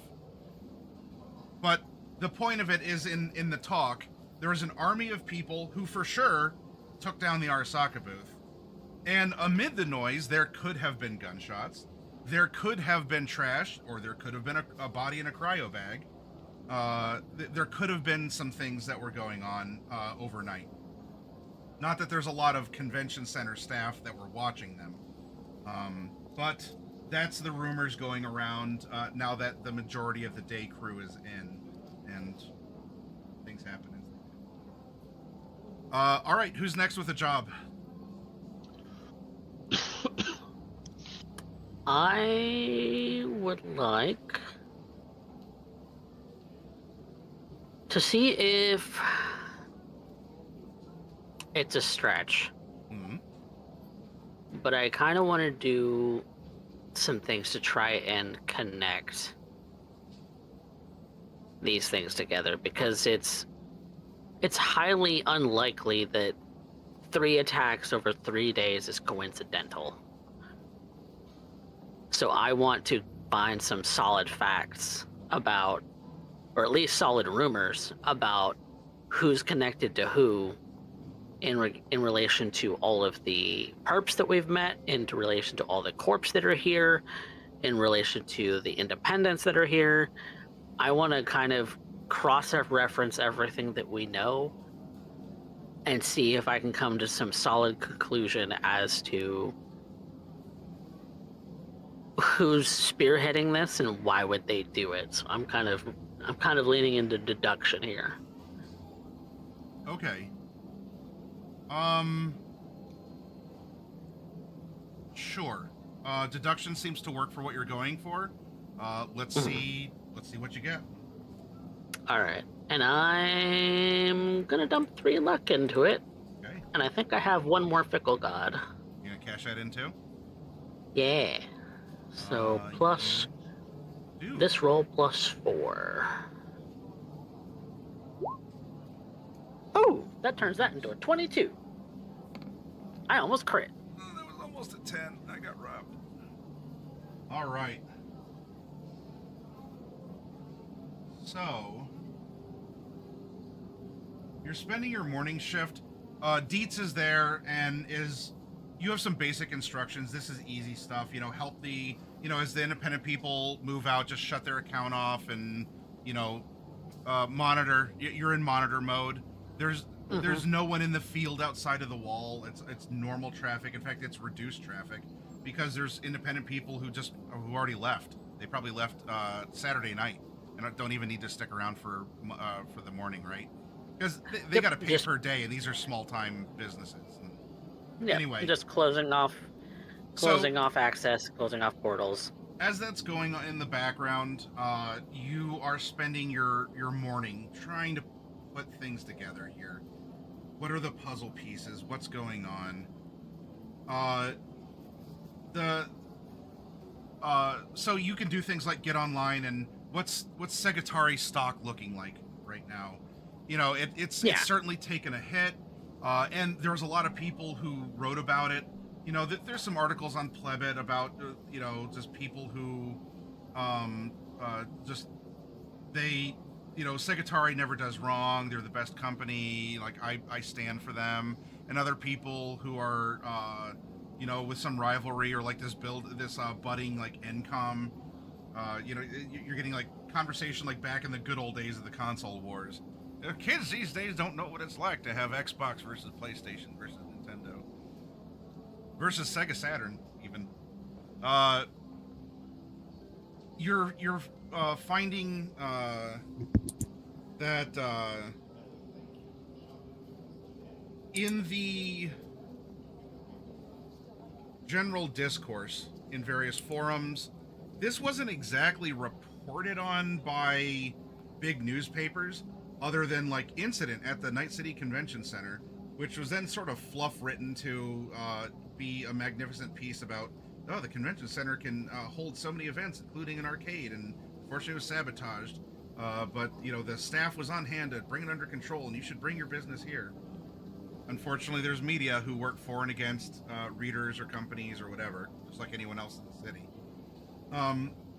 There's not really a suspicion other than like rogue actors or people who are discontent with Segatari trying to sabotage them from the inside. You're not going to get N54 to look into the like public image of some sweaty try-hard fighting game enthusiasts. It's just not going to sell content to people. So even though that was the first thing that happened, it seems to have been the least cared about or looked into. Maybe just due to the subject matter. And then when you get to the actual like specialist websites, it kind of turns into like fan baiting or fan rage or whatever. So maybe isolated, or the thing that that others don't is, I don't know, is there a connection between these people who are these sweaty tryhards who are known to use like cheat codes and devices, who also had a connection to the Mantis blades, because the one guy wanted to use the Mantis form and kind of, now as for geez, we have speaking of dystopians, here's some Final Fantasy VII battle music. Welcome in, Raiders, King Nothing Live. Good to have you here. Let me give you a quick shout out here.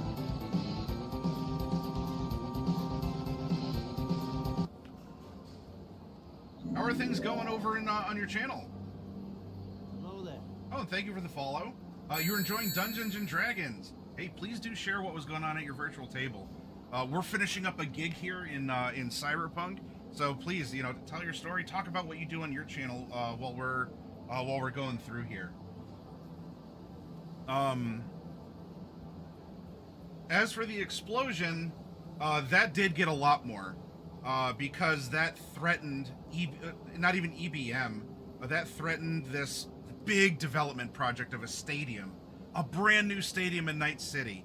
So many, this is uniting, and you see that across the media as you're like looking through, scream sheets and newspapers and stuff, and a ton of people are excited about this.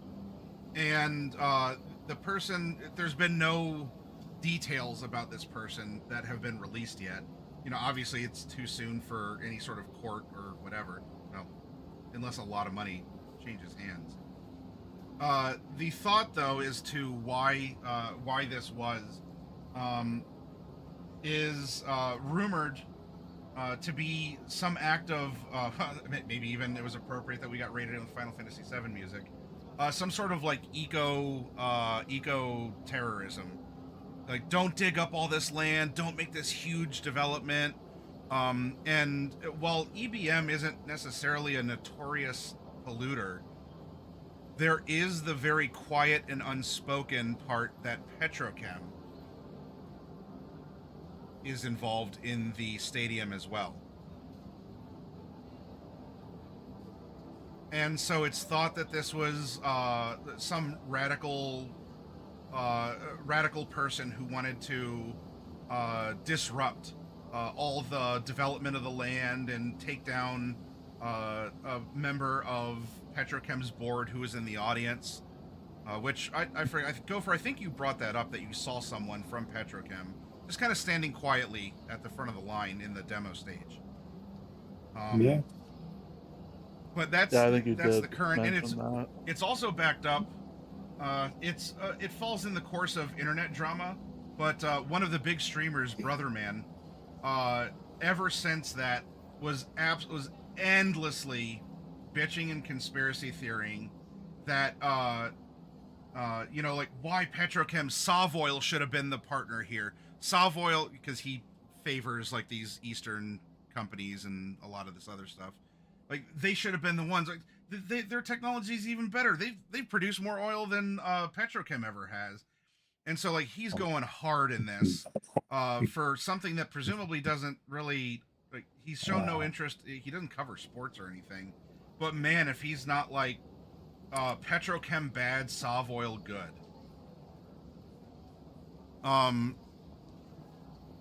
Just the day after, and here's like one of the bigger influencers, like kind of like the Gannick Granny, or we have Fair Dinkum, and we have these, Will It Launch, the brother and sister team there for that. Like he's a bigger name in content media in Night City.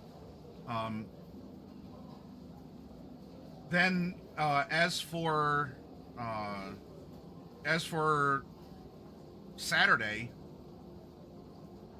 articles have now come out and have been written about the new tech, quote unquote mantis blades featured. Is this the next Wolver? Nothing at all is brought up about data breaches or any kind of net infrastructure or overload. You were on the front line of a battle that technically wasn't fought. It was, but it wasn't. And Invisible warriors. Is this a comeback for Arasaka? And then depending on the source that you read, people are like, oh, this could be the return of Arasaka, the new Arasaka. It's been so long. They've paid their penance, and maybe this is an offering to the people of Night City. Or others are like, no way. And at this very moment, for all we know, people have already been implanted with this new lethal piece of cyber tech. So as far as anything Arasaka or net related regarding that hack, or the stuff that you saw, people are more or less just geeking out or arguing over the debut of the Mantis Blade.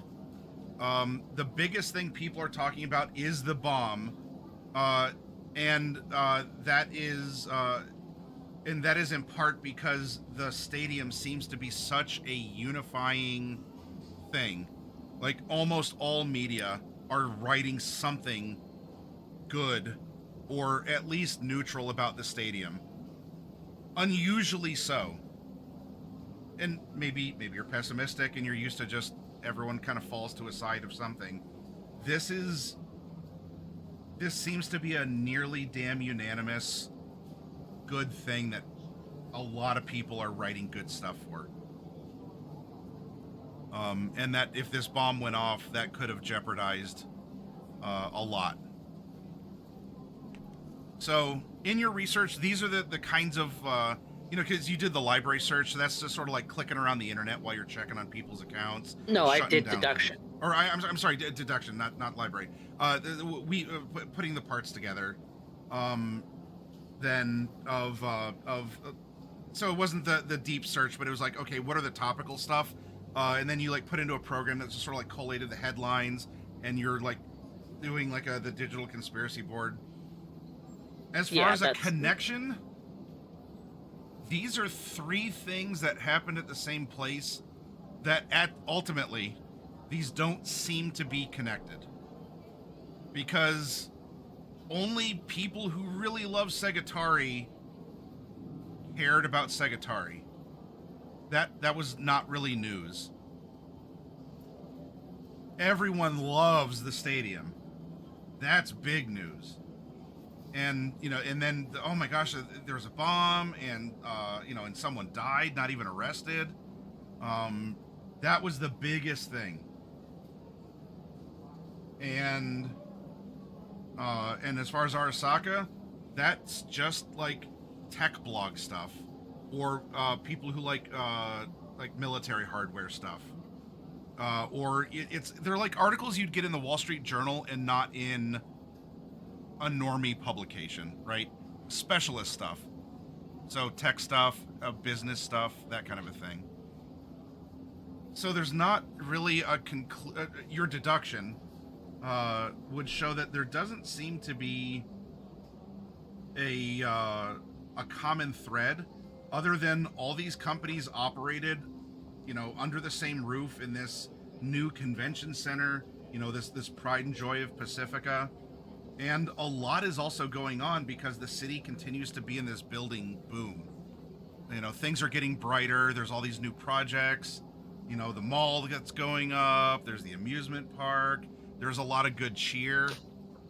And maybe it was the case that just 3 notable companies all had something bad happen.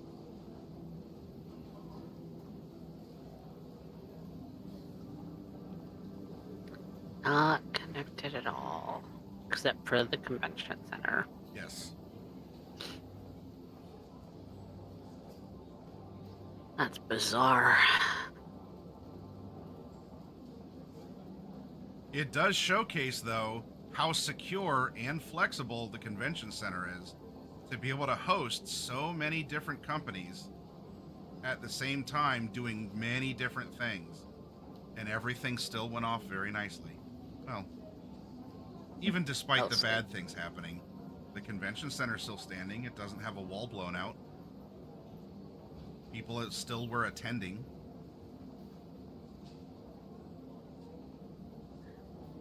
So maybe the convention center is the common thread, but it's facilitated by Night Corp. I don't know if you consider them to be bad guys or not. They're a corp. I mean, they're just as bad as any. Who also, as JP was talking about, did need permission from the city to arrange some of the third-party stuff for Arasaka. But that's, what? A corrupt city hall? That's a tale as old as time. All right, I have that score recorded, and you have some feedback there, and then let's get a Gopher. What are you doing for your job at EBM? I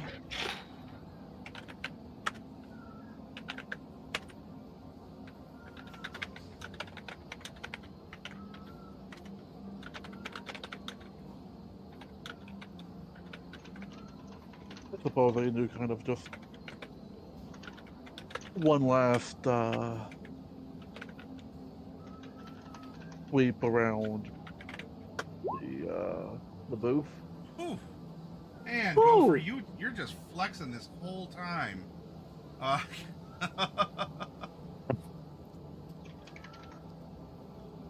Nice. Man, oh man, all right. True fail. Wow. True fail. True Wow. fail. Oh, no true fail. All right. 4 versus 31. Yeah. You find 12 more bombs. Congratulations, you win. All right. You're doing your electronic security tech, and fortunately in your sweep, as things are kind of getting broken down, a lot of the ancillary showcases, the tech, and all this, you don't find any kind of listening devices or sound magnifiers or bombs. And you go through, everything you touch is clean. It's a clean disassemble. Everything gets back in the box. Everything is marked and scanned in. You are the peak employee. And you're the temp, and you're making the actual hires who were brought in here look you're putting them to shame. You come in, you do your job, you do a hell of a job. And really the last thing that's getting broken down is the interactive display of the stadium, which is still very popular and people love spinning the wheel. So in this instance, beyond a perhaps another email asking if you would like to work, there's nothing that is coming up that would be suspicious or bad. Like, you've definitely proven yourself to these people. In fact, probably to the point that, you know what, you're going to have an email as well from Data Inc. and NCOM, because, like, you've done a fantastic job and you're sandwiched between them. Like, they've noticed you. They're trying to headhunt you from EBM. So you're actually going to get rival emails from NCOM and Data Inc. to see if you'd like to work for them instead. So now you have 3 that you could end up choosing from with competing packages if you want to live that life. Maybe you don't. Sell your soul. Sell your soul. Yeah, now you have 3 devils competing for it. The value is going up. All right. Now, Outback, I mean, you don't have a job to do per se, but is there something while you were on the outside of the convention center, right? You were just sort of like keeping the car warm or babysitting the piece, or what? I'm just babysitting people's weapons. Okay. If they don't want to put them into coat check. Half day, so, you know, if they don't provide lunch on a half day, which they probably won't, we'll all go out and get some food. But I did this on purpose because I knew I wasn't going to have a job role today. But I have to go through online comments from my posts, so I'm going to resist torture and drugs.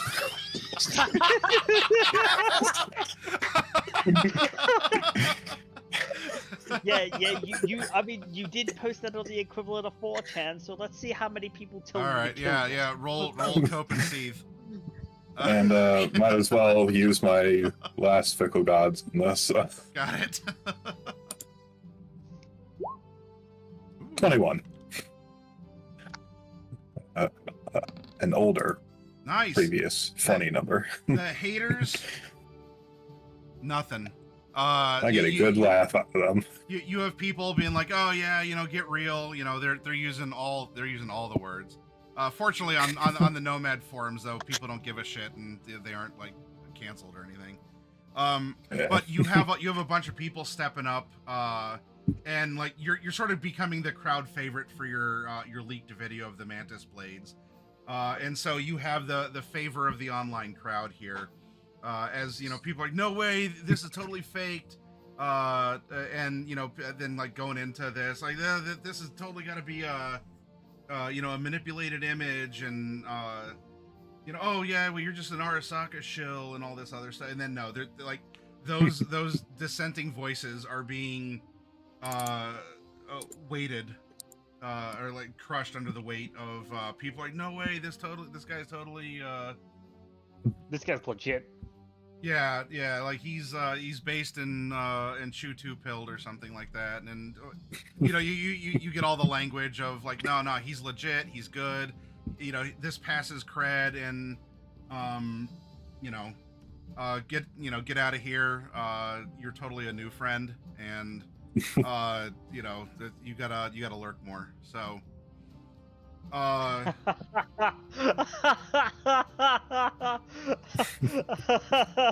think I hope I'm the only one here who gets that reference, Maddie. I do hope. I don't know. It's kind of like putting a bad dragon mug on your desk at work. You know, if people know, are they going to say that they know or not? You can either admit you know it, or you can either call someone out for work inappropriate stuff, but to do so, you have to admit you know that it's work inappropriate. You know, so all right, online We call victories. that a double-edged sword. Well, you know, because you're like, haha, you know, you're seeing that, and because you're not having, you know, you're not spiraling out of control because people online said mean things about you. You do notice that there is a little podium being set up here, and that there are some crowds that are starting to gather outside of the convention center here. It looks like maybe like a press conference or something is being set up. There's not like stands or anything. It's like a single podium, and then there's some media just kind of like they're talking amongst each other, doing their thing. But they're seemingly waiting for something to happen here.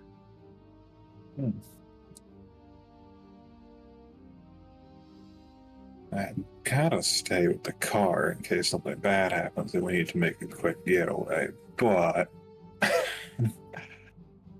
he's just gonna step out of the car and just, lean against it and listen from over where he's at. See if he can hear it. If they got a podium, they probably got a microphone, so. Yeah, well, no one's at it yet. This is the beginning of. There's something that's going to happen. No one's talking or doing anything yet. It's just sort of a bunch of milling around and setting up for some sort of a speech or a declaration or whatever's going to happen. I'm assuming that this is like actually a street, so I can't just park on the side of it and listen. Yeah, like you're going to have to like circle the block and. Yeah. All right. The final roll of the day from each of you as you say goodbye or good riddance. I'll leave that up to you. I want each of you to make some kind of a social roll. Pitch to me a social skill. Roll it. And, do you want to leave an impression? Do you want to network? Do you want to tell a supervisor to go away? Maybe in harsher terms. You tell me what your final goodbye is going to be as the day ends, and you as employees will be let go as having fulfilled your contract. Persuasion. Persuasion? All right. Are you trying to persuade Dietz or? And if Persuade Dietz to let you play a really old song called Good Riddance over the intercom. Probably just to, persuade her into working with me as independents later on down the line. Oh, okay. Like one netrunner to another. Got it. So maybe if there's in the scream sheets, if there's not a canned for you, that maybe she can dig up some work in particular, rather than just sort of take rando jobs. Okay, sure. Go ahead and roll it. I'm gonna put my last 2 luck in that. Okay. Nice. 14. That last 2 luck did come in handy then. Okay. Dietz, she sighs. Erez, you really stepped up. You did a lot. The offer to have the full-time job is still here. I hope you take it, but I'll tell you, if that's not the life for you, I respect it. Our paths are different, and maybe in a way you're doing something that I wish that I did. If you're in need, may not be able to do it often, but let me know. Derez to Dietz, not employee to supervisor.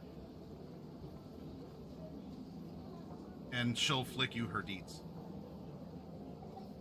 Same to you.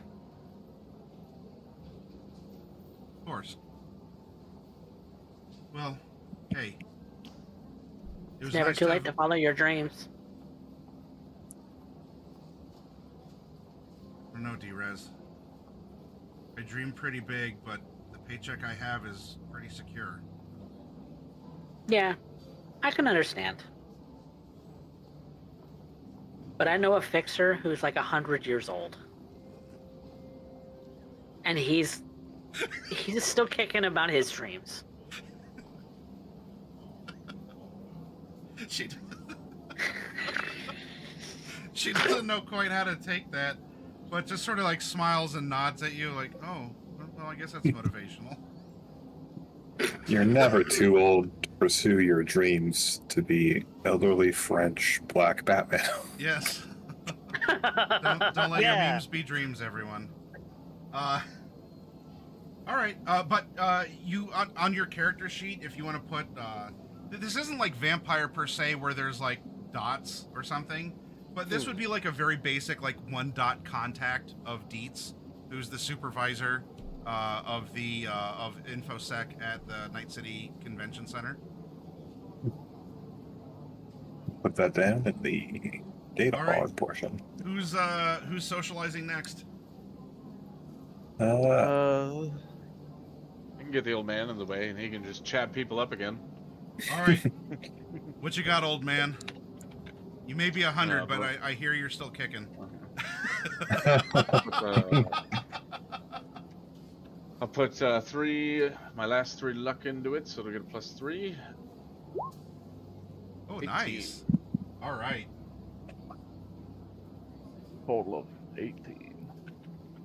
And he's really like, he's kind of looking to hit up some of the working class folks, the ones that are breaking down these booths and helping out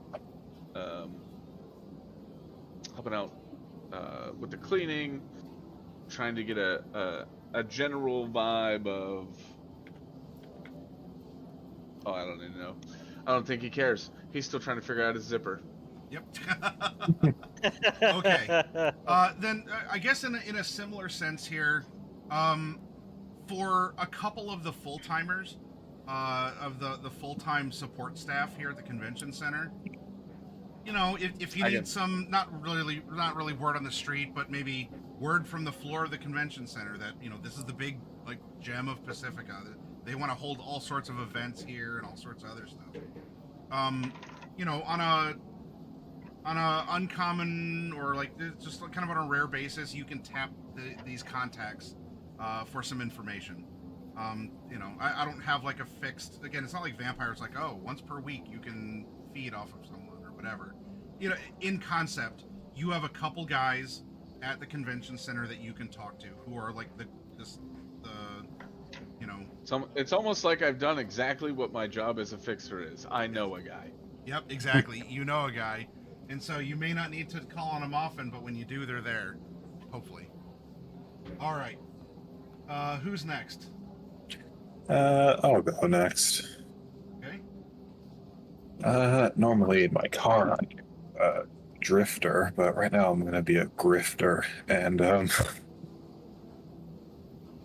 I'm going to also do a complimentary check to the check I want to make, which is I'm going to make a forgery check to forge UB's signature on this VIP pass and then try to sell it as UB's signed VIP pass.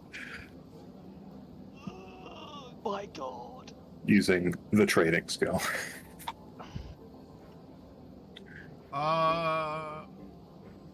Okay. So, complimentary skill check goes first to see if I can properly forge a signature. Put 2 luck.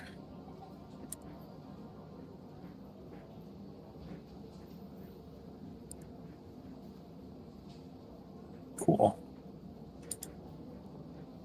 Gives me a +1 to my trading roll. I'm trying to sell this real signed VIP pass, signed by UB himself. Let's see if you can find a fool. Yep, and I'm going to put another 2 luck on this, +1 from complimentary skill check, so for +3 total.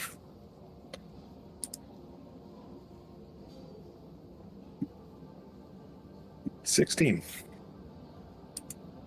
Okay.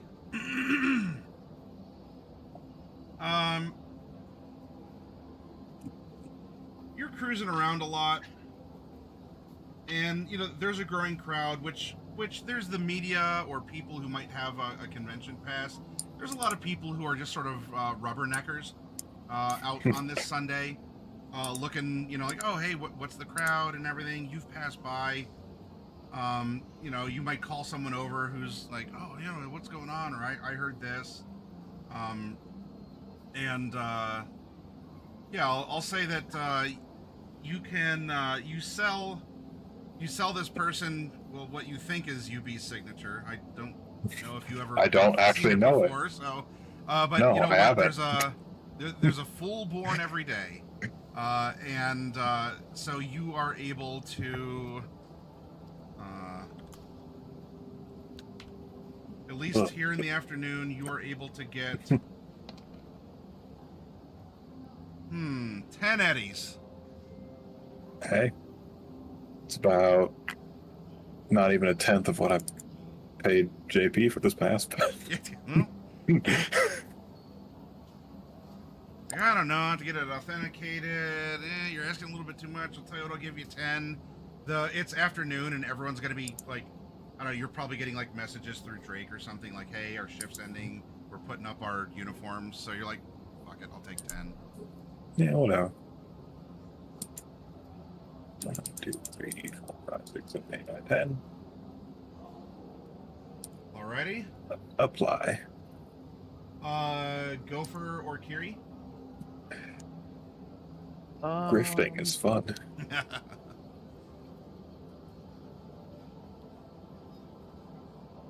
I think I'm gonna do a persuasion. Okay. And who are you trying to persuade of what?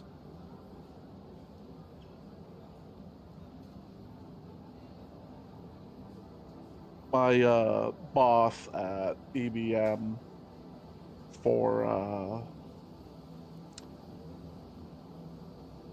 a bit of a bonus, considering my performance and kind Get of with the mob. Bravery and heroism in the face of imminent danger. yeah. Okay. Sure. Go ahead and roll it. And for funnies and against my better judgment and all that good stuff, given that persuasion's 6, I'm gonna dump all 8 of my luck into it.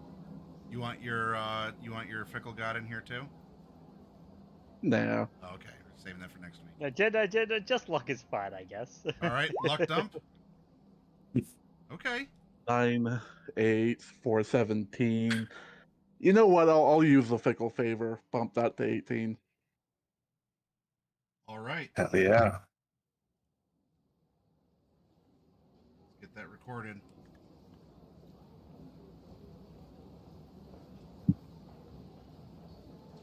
You know what? You really did step up and perform.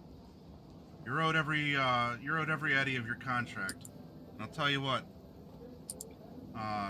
Especially if it'll help sweeten the deal for the job offer that I know you have from us. I'll give you 500 for your performance this during this convention.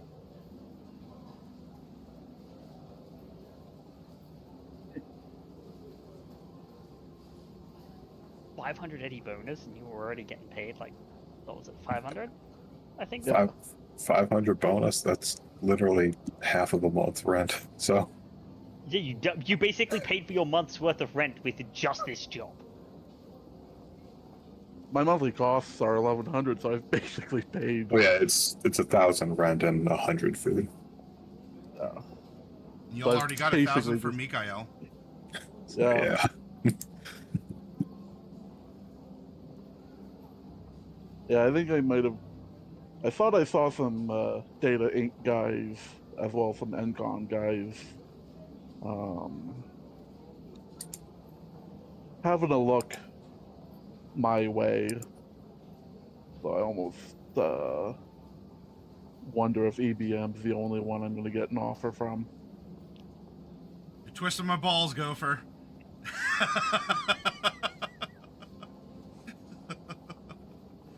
I'll tell you what, because you did exceptionally well, and you are actually, you've walked up to your supervisor and you have placed yourself on the table as a, consider my offer in return. Now, what are you going to do about it? I want you to make one more persuasion. You've already burnt your luck. We'll see what happens if you've twisted or busted your supervisor's balls to try and get a little bit more incentive to not take an NCOM/Data Inc. job with those emails you have. Okay. Breaking my balls. Best I got is 500 for you. Yeah, it's all right.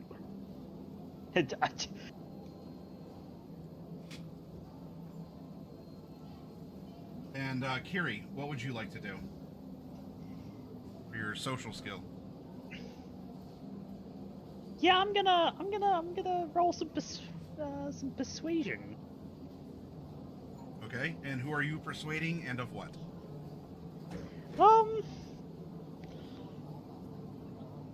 I don't want another corp job.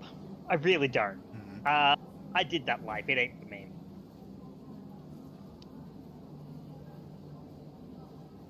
I'll see. Given that my role was not just security but multifaceted, especially yesterday, Mhm.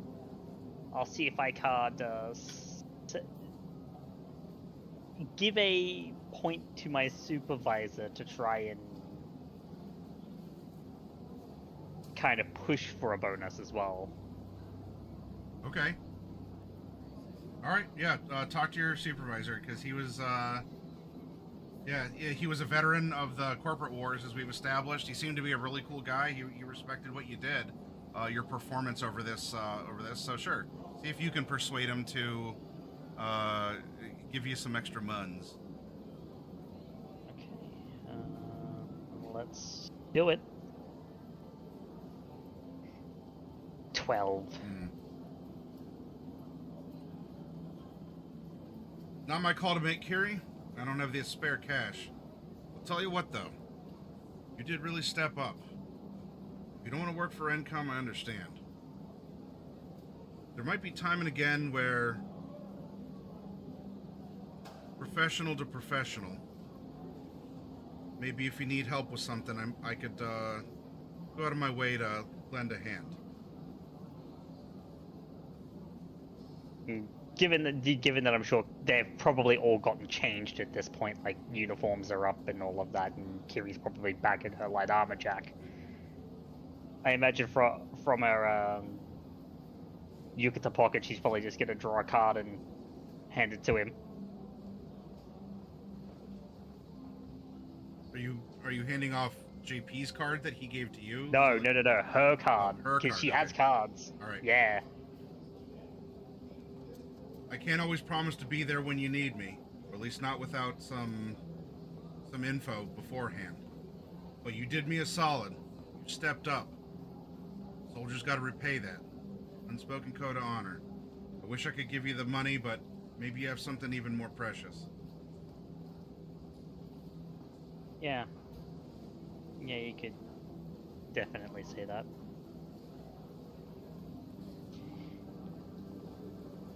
So I'll keep in touch. Yep, similar to a vampire sheet, you have kind of a one dot. What would it be in vampire if you have someone who will like fight by your side or actually like do things more? Ally. An ally, okay.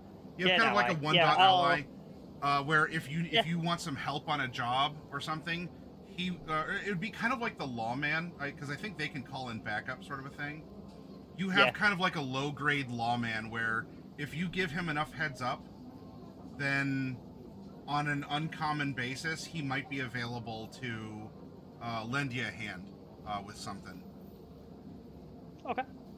And yeah, this one isn't gonna be. I'm not aiming for like a check or to swindle anything out of him, but probably drop off a card with Bulldog as well. Oh, okay. Yeah, I'm no Bulldog would be. Well, there's a respect. He's not given any extra money that he doesn't have to. No. But he will take your card, and maybe that's a compliment because he didn't tear it up or chew it or wipe his ass with it and throw it in your face or something. So, small victories. He adds it to his Rolo deck. Yeah. So all of you, you're out of your uniforms. You could message out back, hey, we're you could meet us out front. A lot of people seem to be coming out this way, and you all. Let me make sure.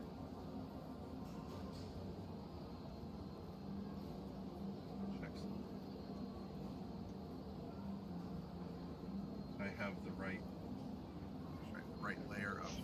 Okay, I do. That's some. That's fine.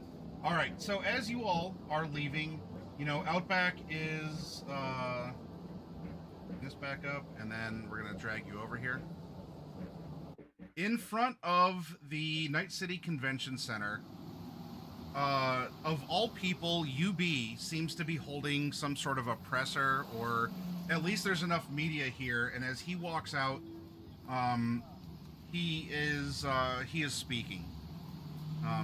There's supposed to be like a little podium in front of them, but whatever.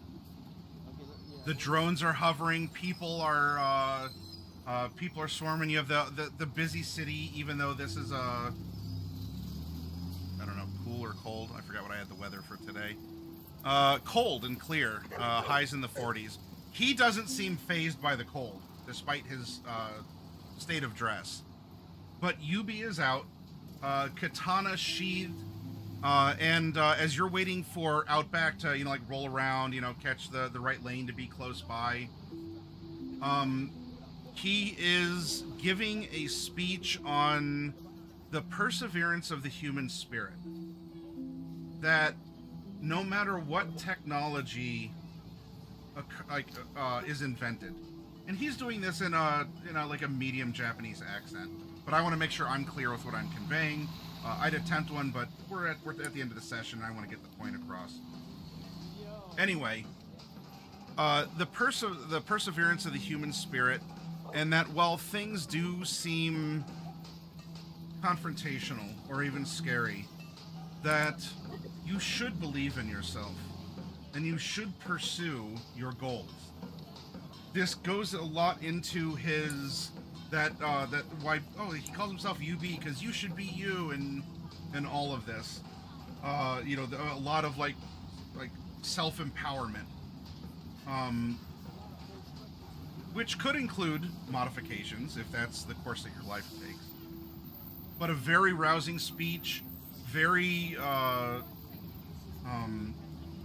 in mechanical terms, he still has a very high humanity, from how it sounds, despite maybe the looks or the suspicions of what's under the hood of his engine, or like his engine block, whatever that is. He still is coming across as stern, but wholesome and encouraging. That pain is a part of life, but it's something that you can work through, and it's something we all experience, and there's a good conveyance of all of this. My performance last night was proof of all of this, and I hope you all watched. He makes some other references to what you all know to have happened. Whatever corporation, fixer, sponsor, life, the city, it matters not. Whatever's thrown at you, persevere. Shine as brightly as you can, and bring light to the dark. And in so doing, reveal the dark secrets that lie around us. And to back that up and to then play into why people say that he's named UB, which is UV, but Japanese doesn't have a V, he draws out his katana that does glow. And it glowed last night, you all saw it in the battle as well.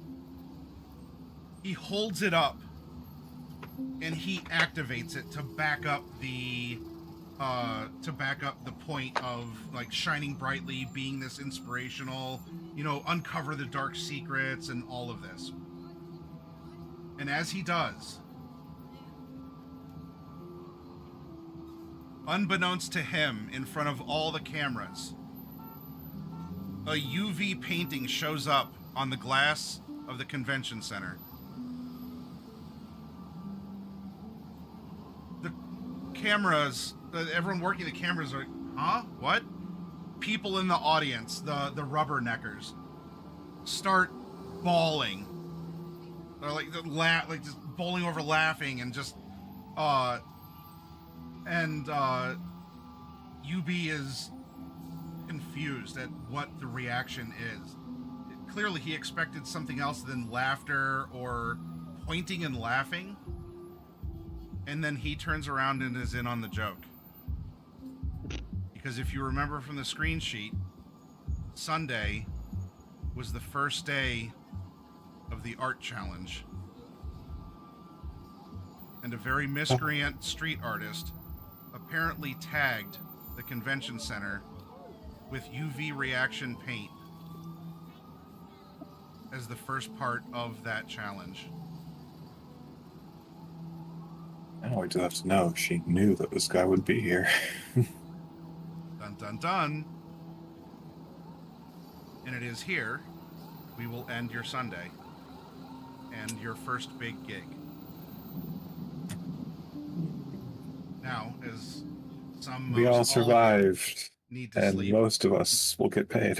Yes, we'll talk about experience points and money and all that other stuff. But for now, end our session. This was a lot of fun. I hope that you enjoyed it, and I guess my own creative take on running this kind of a gig or this part of the story. And you have more to carry you forward, and maybe some old things to revisit. But again, we'll talk about that in the between time. I want to make sure I can let you all go. Let's find someone to raid into, and go forward from there. You know what? We are going to go visit some other people role playing. We've had role players pop in on our stream. Let's go over. Last night was Wapelius doing some miniature painting. We're gonna go raid Down to Die RP, which is a wonderful Australian group of friends who plays at a table, but they have it set up electronically as well, so you can see them and the miniatures they use and all this. So let's go see what's happening and go have some fun. In fact, is it Cyberpunk? It might be Cyberpunk. It looks like they're doing Warhammer. Ooh, okay. Oh, even better. So kind of Cyberpunk. Kind of. All right. Grim, We'll see much you more there, everyone. grimdark. Take care and have a good night. Bye.